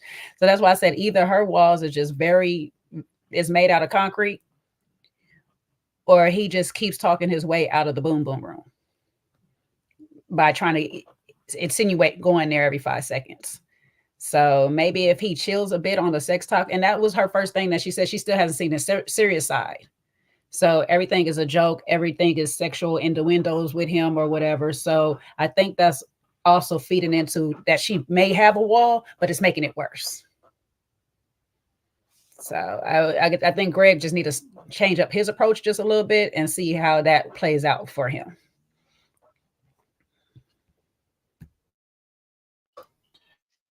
I also think the intimacy challenge that they had, you know, she was saying, look, you know, I know we're going to go further. I'm comfortable. So she was already saying that with her legs up in his hands, he's between them in fights. So maybe he thought that she may have been ready for the kiss. Who knows? And thank goodness he only tried with the kiss. But I also think if she wasn't with it, as soon as then say something. He also has to be intuitive to know that if she's pulling away, then she's not feeling it. You know, and he kept going after it. So like I said, I feel like they can just communicate a particular aspect and that might work. I don't want to see him keep persisting with trying to take it to a physical and she's not feeling it and he doesn't know. Down that downward spiral. So yeah, we'll see. Yeah, I mean, I think you made some good points. I mean, everybody did. Maybe they really weren't talking a lot about intimacy, or what she likes, which is weird to me because I think like when you're talking to someone and really getting to know them and you're not in their person, you kind of can ask questions that you can just throw a question out there, right? And I think just kind of say what you need. And I don't know. Sometimes people also, like, she seems to be very much romantic, because some of the things that she said was like, he didn't even tell me I was beautiful. He didn't even, give me a compliment. She wanted more romance to it. She wanted, so she has this idea, which is romanticizing the connection, or that's the thing that opens up her, to feel, more free to be that in that place. And I don't think he was necessarily giving that to her. So I think he also has to kind of, to what JR was saying too, is like, read her energy and also hear what she's saying, which isn't always an easy thing, right? Because sometimes we as guys, we think because we've had success with women in the past, and like, we've always done X, Y, and Z, and it's worked, and we've gotten good feedback. But that's not the case for every woman. And I think that's the thing that sometimes we need to learn. Like, every woman is not going to be the same, and you need to learn your woman and listen to what she says she wants, so that you can tailor, your approach, so that you can get the best results out of her, because she's telling you what she wants. So I think that's something he also has to be a little bit more in tune with.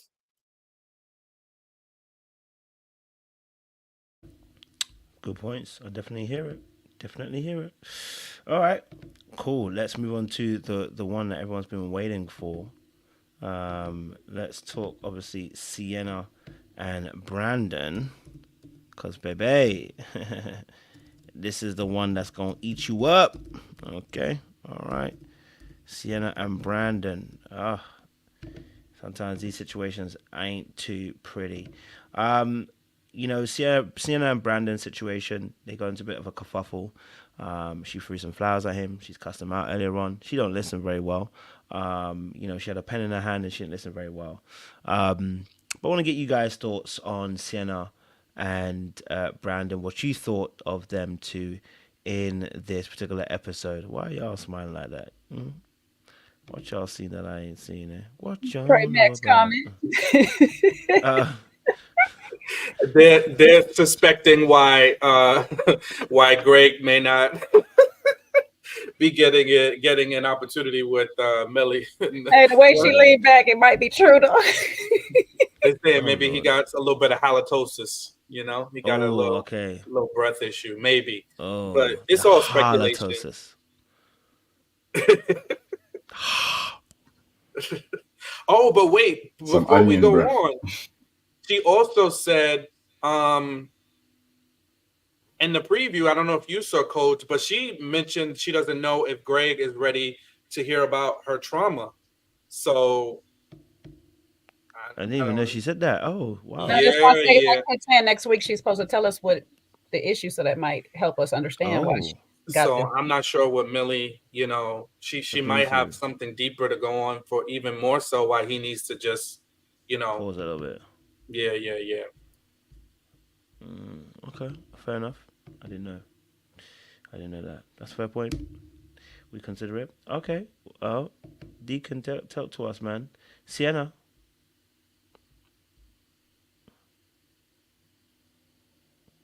Yes, Deacon. Sienna. I was like, we don't know our positions anymore. Sean said, I done been moved up in the church. I don't know what to tell you, baby. Hey. Yeah.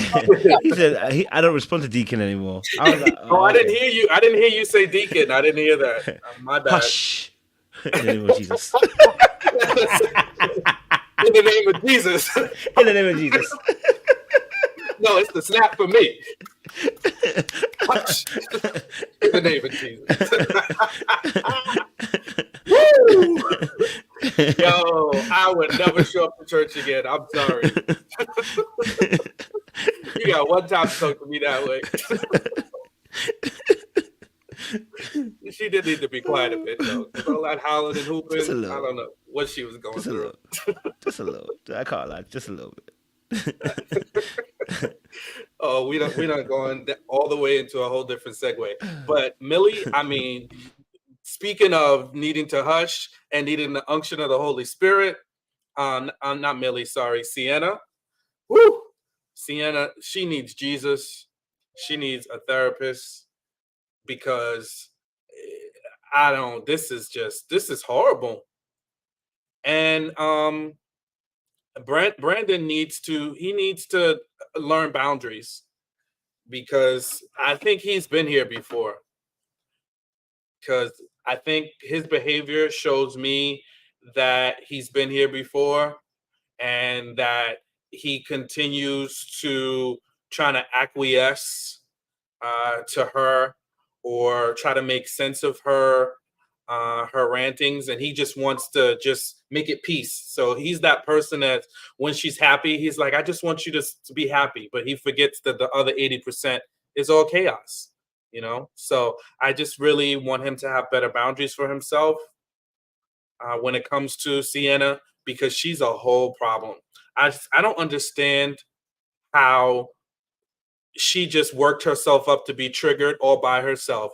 She gaslit herself when the whole problem, and that's the worst thing. The worst, sometimes that self-talk that you have, that whether it's negative self-talk, whether it's revisiting something in a relationship that you've already gotten over, but you want to revisit it and start thinking about it again. Like she said, you know, I was just sitting here. She was happy. They were talking. She's like, but no, I was just sitting here thinking. And now I think I have a problem. I think you were calling me boring. And it's like you've already built the narrative in your head. And I think that's the dangerous thing to do, is once you start running narratives before you have a chance to ask the question, you know, I think that was extremely problematic. The biggest thing was she was already assuming the worst when she was asking him what he spoke to Milli about. So it's like, how do you ask somebody a question, but then you answer it the same way? Like you already have the answer locked and loaded, and then you want the person to be open and vulnerable with you, to share with you a conversation they have. Tell me what you, it's like a parent. It's like, you know, your parent is like, you know, old school, you know, they're about to give you a spanking, and then they're going to tell you, I'm going to give you something to cry for. Don't cry. Oh, no, you're not crying? It's like, what are we doing? It's an abusive, toxic cycle. And I think her communication skills are piss poor. At least she remembered that the guys in her past have called her inconsistent, because it seems like she has a real problem recalling the train of events and facts. So that's my overview with her and Brandon. Go for it, JR. Yeah, I think one of the major inconsistencies that she has shown, she's not able to stay cool. She is very inconsistent with that. So that may be what some of them guys were talking about as well. Her first time wilding out, this is probably how she is.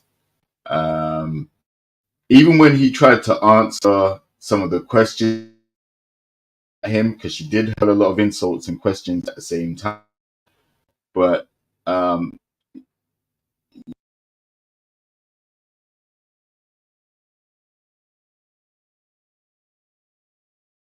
going off.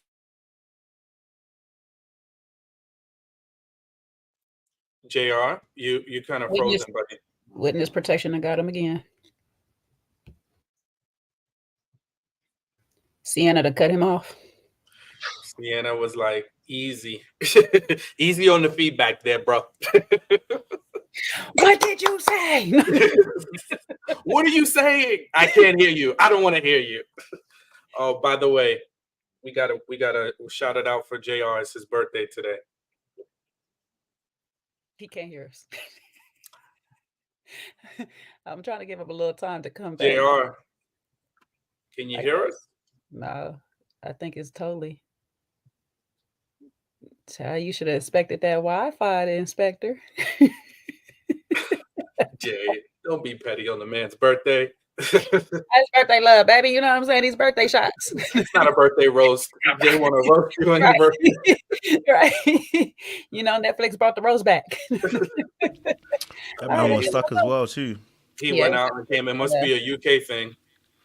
I think it's been happening to him lately. I don't know. Better get it together across the pond. So supposedly, I keep hearing this. I don't know if it's true or not, but supposedly the rumor on the mill is Sienna is not 43 years old. Don't matter. Supposedly she's in her 30s. I know people keep saying she's 43. Supposedly she's 33, 34, something like that, but still. You back, birthday boy? It's that galaxy light he got going. He's getting all the birthday calls, kicking him offline. That's what it is. You got that smile. Somebody called and was like, No. I got a birthday gift for you. Oh, she had showed up in their birthday suit. That smile big, right? No, sorry. Before I got really interrupted by my crazy connection. Yeah, I just feel like she was just steamrolling him every time he opened. So I feel like every time he communicates with her, it agitates her even more. She don't want to hear his explanations. She's not feeling him. I really think that if anyone's holding a grudge out of the both of them, she tries to hang on to every little thing that ticks her off and then and I think he's and unsettling, which is why he was shaking and all that stuff. I think he wants to match her energy. I think he wants to try and diffuse the situation and get out of there if he can. But she just, she gets more and more enraged the more time they spend around each other. That stuff that she was saying, like, get the F away from my bed, all this other stuff. Then when he's in the group setting and everyone's talking to him afterwards, she comes downstairs, makes a point to pick up the flowers and throw it at him in front of everybody as well. I don't care about that, man. Like, and I feel like if he's in that situation, then next time it could be something else. It could be a bottle or it could be a knife, whatever's to hand. I don't think she has the self-control to restrain and calm herself down. And I think Shay, pumping her up and gassing her up is going to do anything to help the situation either. So I feel like she needs to go home. I don't she alone is going to fix the damage that she's caused to their relationship. And and again, I think there's the connection they have, and I think she may be slightly underwhelmed by what she's seen after meeting up with him and spending time with him. And it's made her enraged, and she just can't control her temper. And anyone that can't control their temper, they don't deserve to be in a relationship. Any little thing can trigger them, and if they lash out, it's something serious.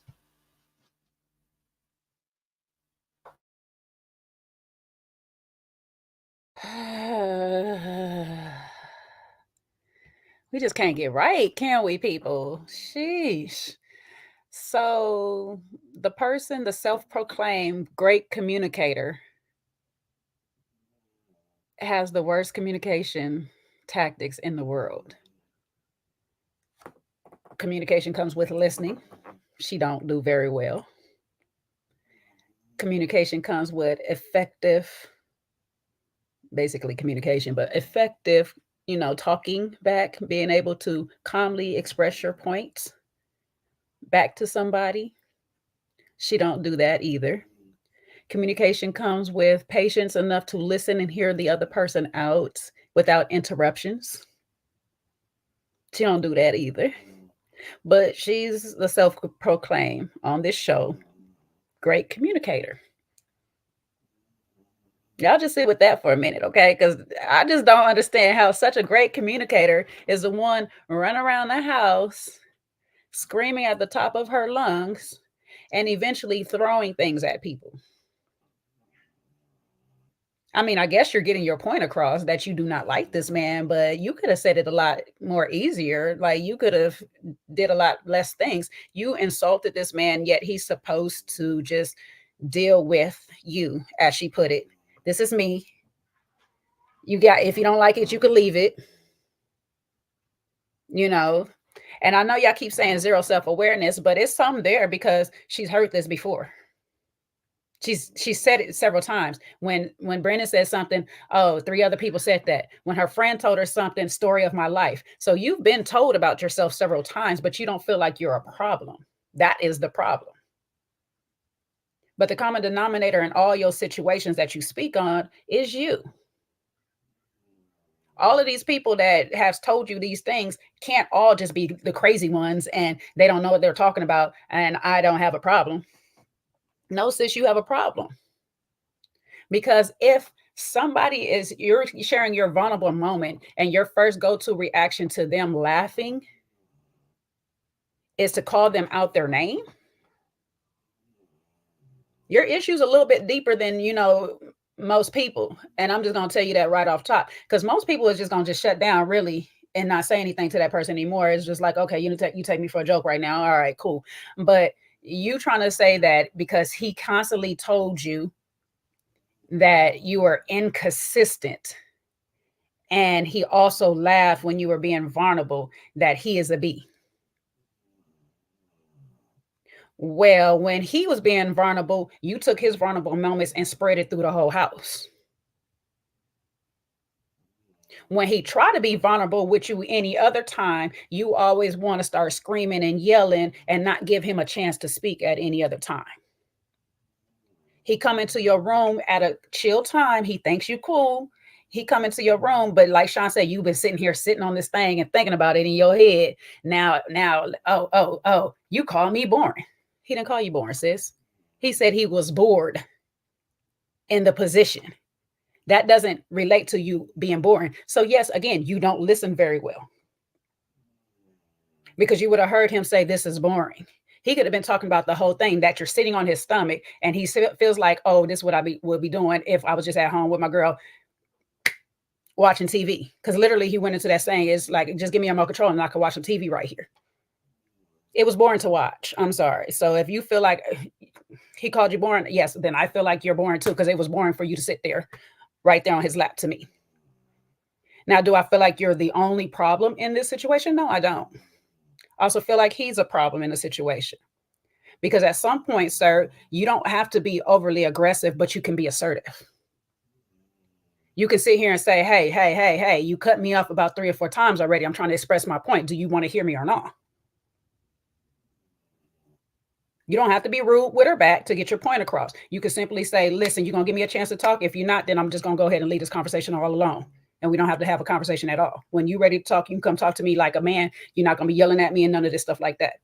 But you can't be passive aggressive and keep letting it happen, because that person thinks that now I can treat you this way any other time I feel like it. You already let the beach thing slide, because the fact that Diamond with the Y and Aaron H had to ask, did you apologize? Means she didn't apologize in the first place on her own accord, which she should have. And the only the reason the apology was given is because they said something. So we already have bigger problems right then. I would have, like he said, I would have been done then. I'm not even trying to try with you anymore. You can sit in this kitchen while I fix this dinner and stuff like that. But tomorrow I'm packing bags and we out this house. Don't worry about it, because we're good.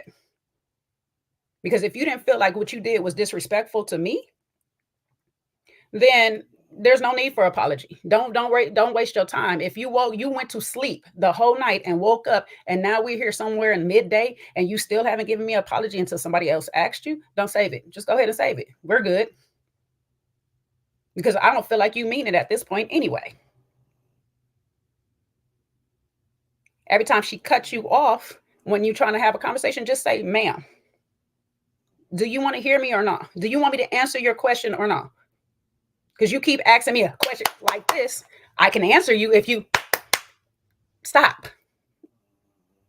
I'm not about to yell over you. I'm not about to talk over you. But as soon as you decide that you want to be quiet and let me speak, then I will. But back to the rudeness of Sienna. Ma'am, all that.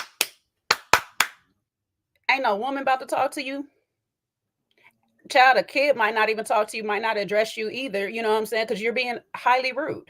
That's rude, to be in somebody's face slapping and all this stuff like that. Child, people that got popped for less. We seen Candace's mama pop her with a pocketbook. So please stop. Okay, please stop. And I'm not condoning violence or anything like that, but all that in the people's face, that hand gesture and all that, that's not necessary. If you're an adult, 34 is considered adult. 43, whichever age we want to go at, somewhere in between, that's considered adult. Have an adult conversation with the person. You might have gotten the information that you asked for. He might have sat there and opened up and told you what he told Millie.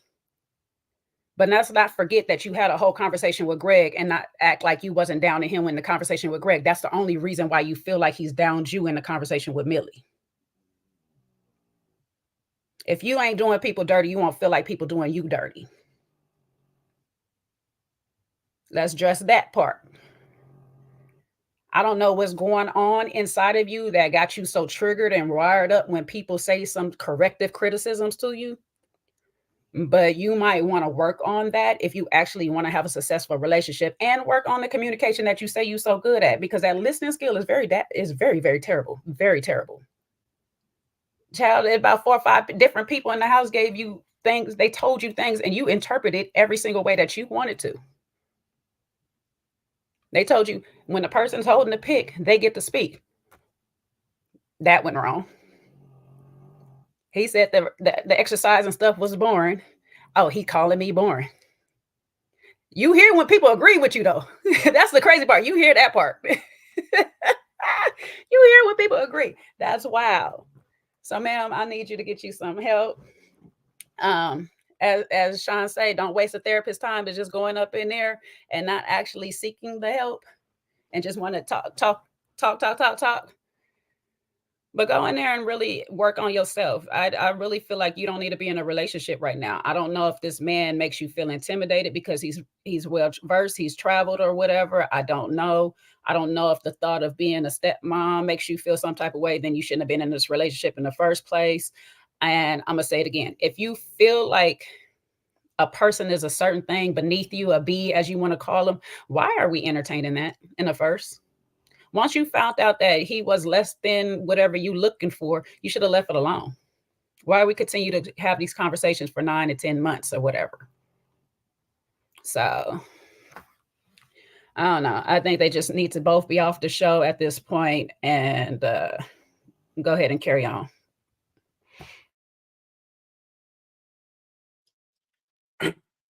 Yeah, I think it's unfortunate, but there's probably a story there when it comes to her and her having to fight and advocate for herself somewhere where she always feels like she has to fight as her defense mechanism, because that is unfortunately her go-to. You know, she seems like, you know, she's a pretty woman, but that beauty has probably got people to tolerate her, but not keep her around. And I think, unfortunately, that's why she struggles in keeping long-term relationships and not getting what she wants, because she's too busy in this fight mode. And every time she's like fight or flight, but she's fighting, you know? And I think like she can't risk. I think she doesn't compute any type of feedback. She internalizes it and makes it personal. You know, as soon as he said the comment, "You're bored," you know, "I'm bored." Yeah, could that be hurtful? But articulate yourself. Ask him questions. What do you mean? I was a little embarrassed. So what's boring you? And then check yourself. You were sitting on top of him like you were sitting on a toilet. There was nothing intimate about that. Meanwhile, Taronda is telling you you chose the path of least resistance when it came to the exercise and the pose that you chose during the Kama Sutra thing. And then you chose it. You didn't even say, hey, which one do you think? You know, is this, you like this one or whatever? No, you said, we're going to do this one. And then you just sat there. You know, at least if it's going to be something you choose, get into it, right? So if you're going to choose the pose, then go all in for it, right? And be enthusiastic. But no, you're going to sit there like you're doing a number 2 and then be upset because he said he's bored. Yeah, because you're being boring. And meanwhile, you're getting feedback on the other side too. So it's like she just, as soon as she gets any information that she's not doing something right, I don't know, maybe all her life she was criticized. Maybe, you know, growing up, she wasn't given positive affirmation, or she had to like, you know, be rough and tough. And listen, the Bronx, I get it. You know, depending on where in the Bronx she's from, it could be a rough place, right? She could be Sienna from the block. So she's Sienna from the block. I think that's the Sienna that we're seeing, unfortunately. But if you want to be in a relationship, you have to soften a little bit. You have to communicate. You have to articulate. You can't jump to conclusions. You can't create negative self-talk. And those are all the things we consistently seeing her doing. And then to be throwing the roses, throwing them petrified roses on the floor like that at him, I think that's rude. It's like, what's wrong with you, lady? It's like you have to be the center of attention at all times. And it's very disruptive. You see it's consuming because all the couples are like, "Ooh, are they good now? Are they good now?" That's when you know it's toxic, it's abusive, it's unhealthy. Everybody was like, "Oh no, they're smiling," when they were talking. "Oh, they look like they're smiling, they're okay." They always have to check her temperature to make sure she's okay. That's a very volatile person. And it's she needs to really, really get that under control. Everybody has to, when you're in a room and everybody's like, "Ooh, I wonder if she's okay today. Oh, we can't talk to her today. She's that person at work." Like, "Oh, she walked in. Ooh, is she smiling? Okay, it's okay to say good morning." Yeah, nah, you need to get your attitude in check, sis, and go to anger management. And I'll also just add, when Diamond was talking to with the pick challenge that they set, like the hostility that she showed even then, like she didn't want to be told anything about the way she may be communicating effectively from the outside, horse in the race, right? So I feel like she's just very defensive, but she's very prepared to put her gloves on and get in the mud, out your business, disrespecting you in public, you out, throwing things. It's just gonna escalate. So, for me, there's no going back with this particular couple, because an apology doesn't make amends for all of the things that she's done in this short space of time. They've only been around each other a few hours, but what she's done is kind of tarnished their time talking prior and the connection they formed. Like now, I think she does need to go and do something to get over those things, get help or whatever she needs to do. But he needs to get out of there, because if he doesn't, she's going to feel emboldened more and more. If she just simply apologizes and he says, "Okay, baby, it's all right," and next time she gets mad, it's going to be some, right? She's worried about how she's going to look on TV and what he might be saying, but she is the one that's ruining her own reputation on TV with her own actions. No one else. It's her that's doing it. So, she needs to have that self-reflection. Maybe it comes to her when she watches the show, but she's not in a position right now where I would suggest that Brendan stay in that relationship. It's not going to do anything but leave him walking on, not knowing whether to say hi or hug or whatever the case may be, and been to the boom boom room yet, because then she'll probably be worse if there's an emotional, like a more sexual component to their relationship. So he needs to be out of there. I hope he does stick by what he said to the group, and say, "You know what, I'm done. I'm packing my bags. I'm out." And then if he leaves, then she got no choice but to leave, because they're not there for her. Can I say this? I don't understand what the point of bringing the friends for if the friends is not actually going to sit down with the other party more so than their own friend. Y'all could have had a phone conversation with them people for that. You wasted them people day to come all the way out here to sit down and talk to their friend, because it actually did no good for the situation. But it did let us know that people are very biased in their run back of stories. And if she's going to be doing that in a therapy, she's going to be wasting her money, because the whole point of having a friend that you actually trust and confide in is to be able to tell them the whole situation to get their actual feedback and advice if that's what you're really looking for. If the friend is actually here to give me advice, should I continue with this relationship, I should be able to tell my friend, "Well, girl, when he sat there and laughed at me, it made me feel some type of way," because you already know that I be triggered when people do this, because from this or experience or whatever. And I know this friend only just know her for a couple of years or whatever, but if I'm bringing somebody on, it's going to be a person that knows me, because I'm going to have a real conversation with them. And there's one thing I don't do when it comes to my friends and actually getting advice from them is sugarcoat the story.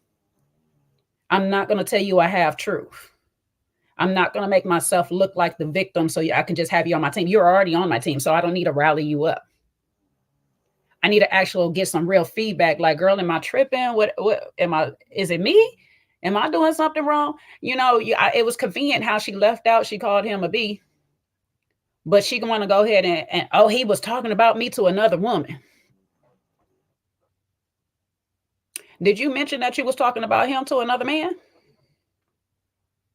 It was real funny how you conveniently left out all of that part. And even when you was recanting the story with Shay, you was doing some of the same things. So unfortunately for her, until she actually realized her parts in a lot of these things, she's gonna always be the victim in her story, which is really weird because it's your story. So you want to be the victim in your story every single time?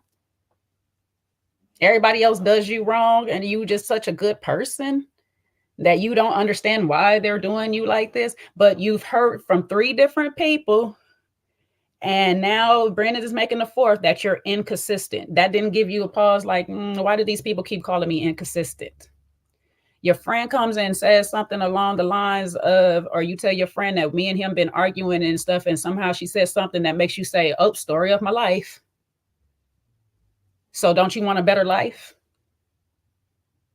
Sometimes you got to start looking at yourself and the things that you do before you start criticizing the things that other people do to you, and look at your part in the situation. Why did I call that man out his name? Why was I so bothered by him laughing in the moment that I just called that man out his name like that? Why did I feel the need to go in front of the group and try to belittle him and his past experiences with the children, the mothers of his children, and all this? Tell him he's incompetent of having a real relationship because he's had failed relationships. Like I'm not sitting in the same space talking to this man. So why did I feel like this was a need for me to do that? Why did I choose this man in the first place? What in me made me decide on Brennan as my selection going forth to even invest this time? Was I just desperate because I came out of a pandemic situation and, this is the first thing that showed me some attention? Or did I actually like this man for a reason? And why did I actually like this man for a reason? What in me was attracted to him? Sometimes you just need to sit back and ask yourself these questions before you just be sitting here trying to tell these stories to get everybody on your side or whatever. And I don't know what the point of these friends, because both of them didn't really help the situation. You got her telling her, oh, maybe you just need to have some sex with him. And he talking about just work it out. You've been patient all this time and you keep quiet on some things, but maybe y'all should just talk it out and work it out. Child, you could have kept these people at home.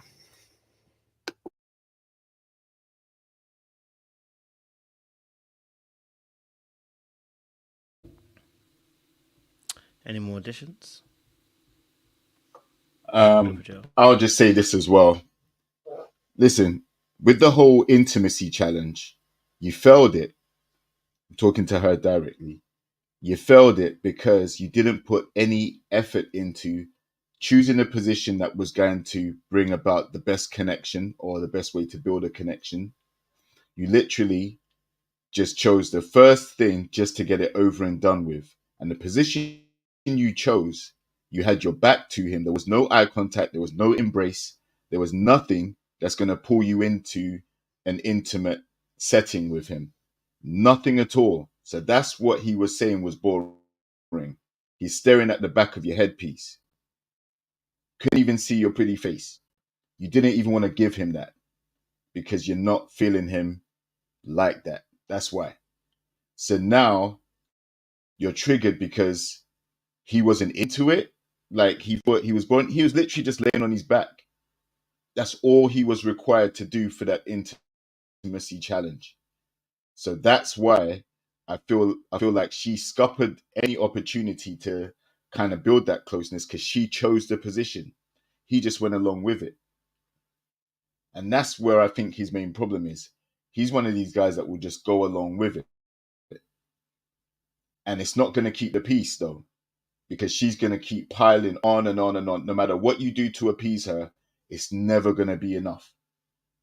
All right. Once she's got her mind set on something, that's it. She's going after you all the time. And you're not even going to be able to prove her right or change her mind. So I feel like she orchestrated her own situation. She triggers herself by allowing certain things to take place that she could control, but she doesn't even have the foresight to think things through. If the outcome that she wants is a more harmonious connection with him, then you have to, she has to do the work to make that happen. Because it shouldn't be the case that he's always trying to pacify and put out these fires, because evidently that doesn't work. She gets more and more amped up until she gets her own way. And when she don't get her own way, then she's going to throw a tantrum, which might result in something being thrown. Like I said, if they're in the kitchen having an argument and there's a blade close by, or while they were cooking, they got into something, I'll be concerned. That could have been a pan or some hot oil or a utensil coming in his direction. It's not cool. It shouldn't be and I don't think he should let up on it. Spend the night with her, even if it isn't in the boom boom room or anything. He needs to be concerned whether they've had an argument before they go to sleep, because you're not going to be able to sleep around her. She's the type of person who will mess you up. She holds on to things and she gets riled up by her. If 3 or 4 people have spoken to her about the situations and she's not receptive, if she's had 3 guys tell her that, the same thing, she's inconsistent, if she's getting heated at every single piece of advice that she gets, other than when the host was telling her about the lack of effort in the intimacy, other than that, she's been triggered about everything related to Brandon. So like I said, a simple apology ain't going to fix it. And I don't care who's caping for her, wherever they may be around the world. But no, like people say, when someone shows you who they are, believe them. And this is who she is. So I believe it. And I don't even think it's about location. Because when we had LaRon saying that it's a New Jersey thing, everyone piled onto him about it. So the New York thing, I'm going to say it's her individually that needs to realize what she's doing and how detrimental it is and fix up. And don't put yourself around other guys so that your hostility and toxicity can infect them with what they're doing. Sort yourself out first.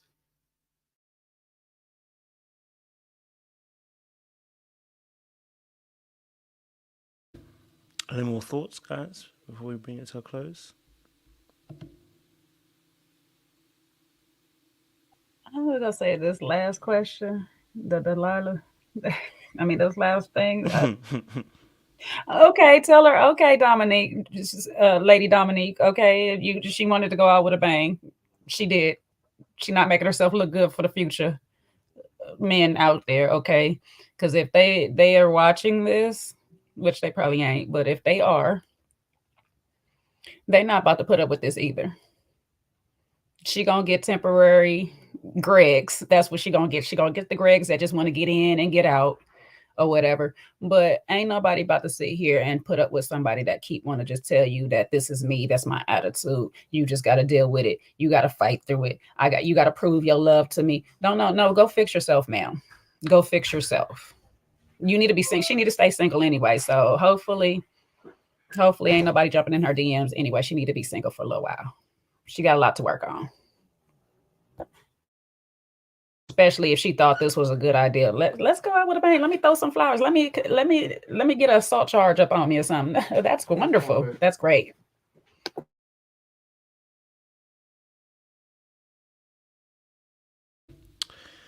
Hey, I definitely hear it. Well, time's come towards the end. We've got a 2-hour mark. So I'm gonna let Sean Deacon, usher us. Take us to that place, sir. You know what I mean? To that secret now place. He a deacon and an usher. See, that's why he confused earlier. He's on DU. What's that? What? He's gonna have an eye next. I'm a multi-hyphenate, as they say. Multi-hyphenate. Woo! This episode, we're learning a lot. I think, from this never ever mets. And for the most part, a lot of these people should have left it at they never ever mets, because what we're seeing is when people get together and meet and they're not on one accord, it can be a whole lot of foolishness. So, we'll start out with, the easy couple, Diamond and Aaron H. Listen, it's always best to tend to your own garden before you reach across the fence and start tending into somebody else's, because while you minding somebody else's garden, the weeds can come up in yours. So feel free to give good sound advice, but make sure that you got your stuff situated first before you start getting into somebody else's garden. And please keep your toes and your feet and your mouth to yourself in public. Thank you. Then we got Sandia and Chris. If you don't want me, then don't talk to me. We see this all the time. It works for both men and for women. If you don't really like the person that you're with, then you need to set them free. Don't hold on expecting something to change, because people are not like the weather. They are who they are. And sometimes the patterns may change, but they typically are who they are. So if you don't like the person, then just move them along. Greg and Millie, Jay gave us the perfect song. Let's wait a while. Sometimes it's okay to slow it down. Sometimes it's okay to get to know somebody before you jump into all the physical things, and read the room. Get to know, for the fellas, get to know your lady, the woman you're interested in. Ask questions. Don't assume, and try to understand what her needs and wants are, so that you can tailor your approach to get the best out of the scenario. Josh and Shay, we love y'all. Just keep doing what you're doing, but please, again, stay out of other people's stuff. Don't give them advice. Just smile and nod. If you don't have any corrective action when you see bad behavior, don't encourage folks. Please don't encourage them, Shay.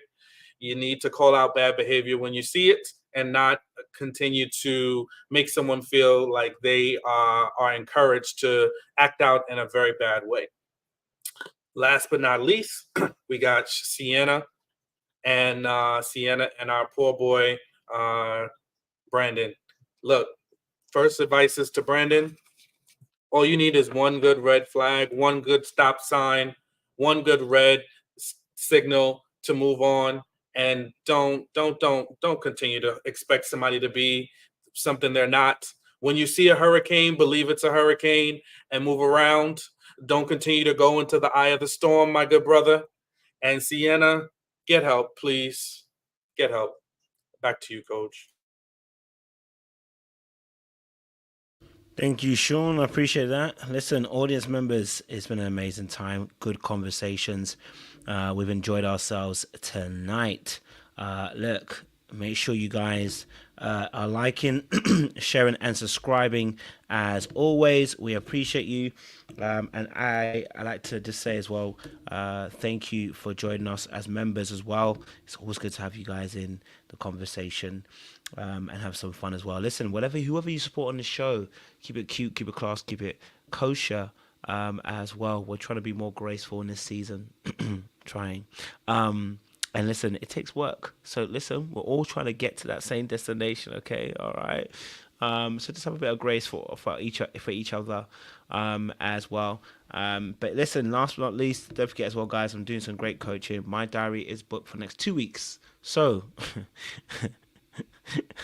I'm gonna need you to get in there early, because listen, he's getting booked up fast. Okay, all right. So we're booked up for the next 2 weeks now. So if you are looking for coaching, please use the link in the description box. It's calendar. You can book straight into my diary. I think I've got my 3rd week of May. I'll be open. It's open again.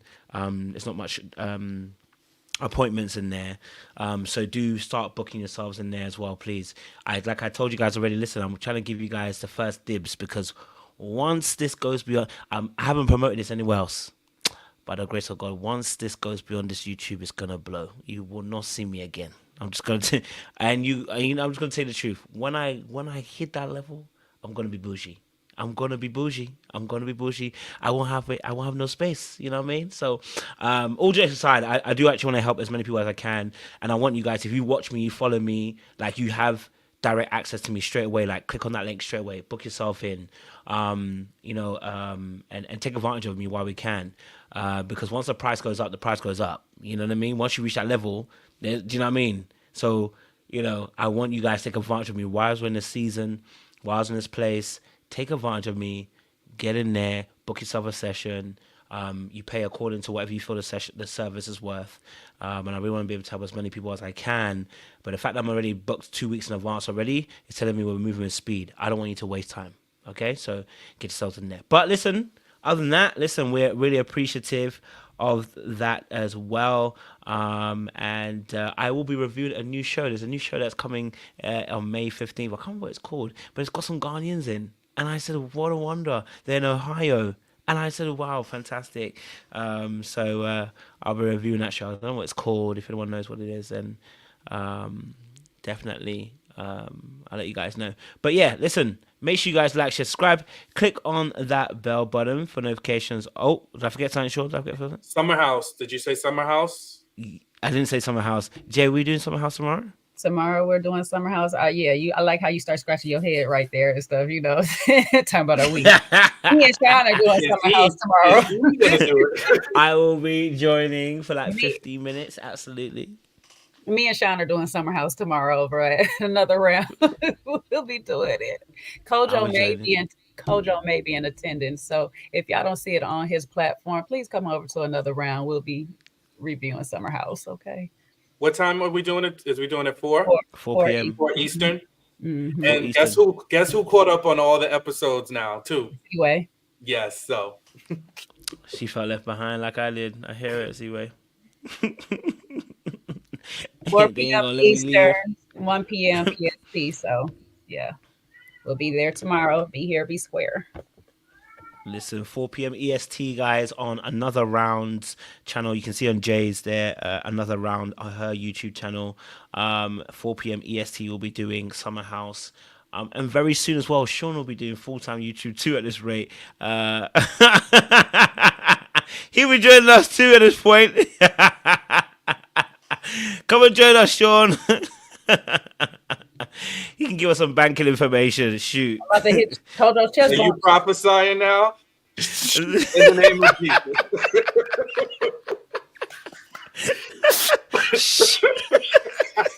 Hush now. You're gonna have to get that as a clip, Code. I'm gonna have to get it. Get that as a clip. In the name of Jesus. It's the fact that he also walks over her as well. So he actually walks over to her as well. He confronted her, boy. He was angry, boy. He said, This one affects my spirit. I want to go and talk to her personally. I mean, hey, we should talk about that one day because I think that it's actually a good conversation to have. But it is. Let me answer this question. It is on Bravo. You can watch it on Peacock already right now, but Summer House is on Bravo. It is on Bravo. If you need a link, it's gonna watch the show. Yeah. I don't have one, but that's what I was gonna say make sure you're watching Martha's Vineyard because it's a regular Summer House too. Because I can't just say Summer House. We watching the Martha's Vineyard Summer House. Okay, we're dealing with our people. That's right, with our people. Let's end on a great note, shall we? I found the clip a little bit. Let's end on this first note.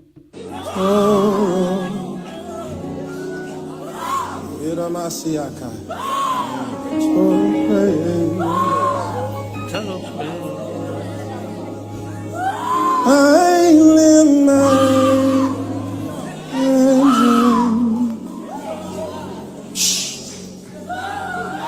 Hey. Stop her. Hush, hush. Silence in the name of Jesus. I lift my hands into the only voice I want heard is his. Oh, praise.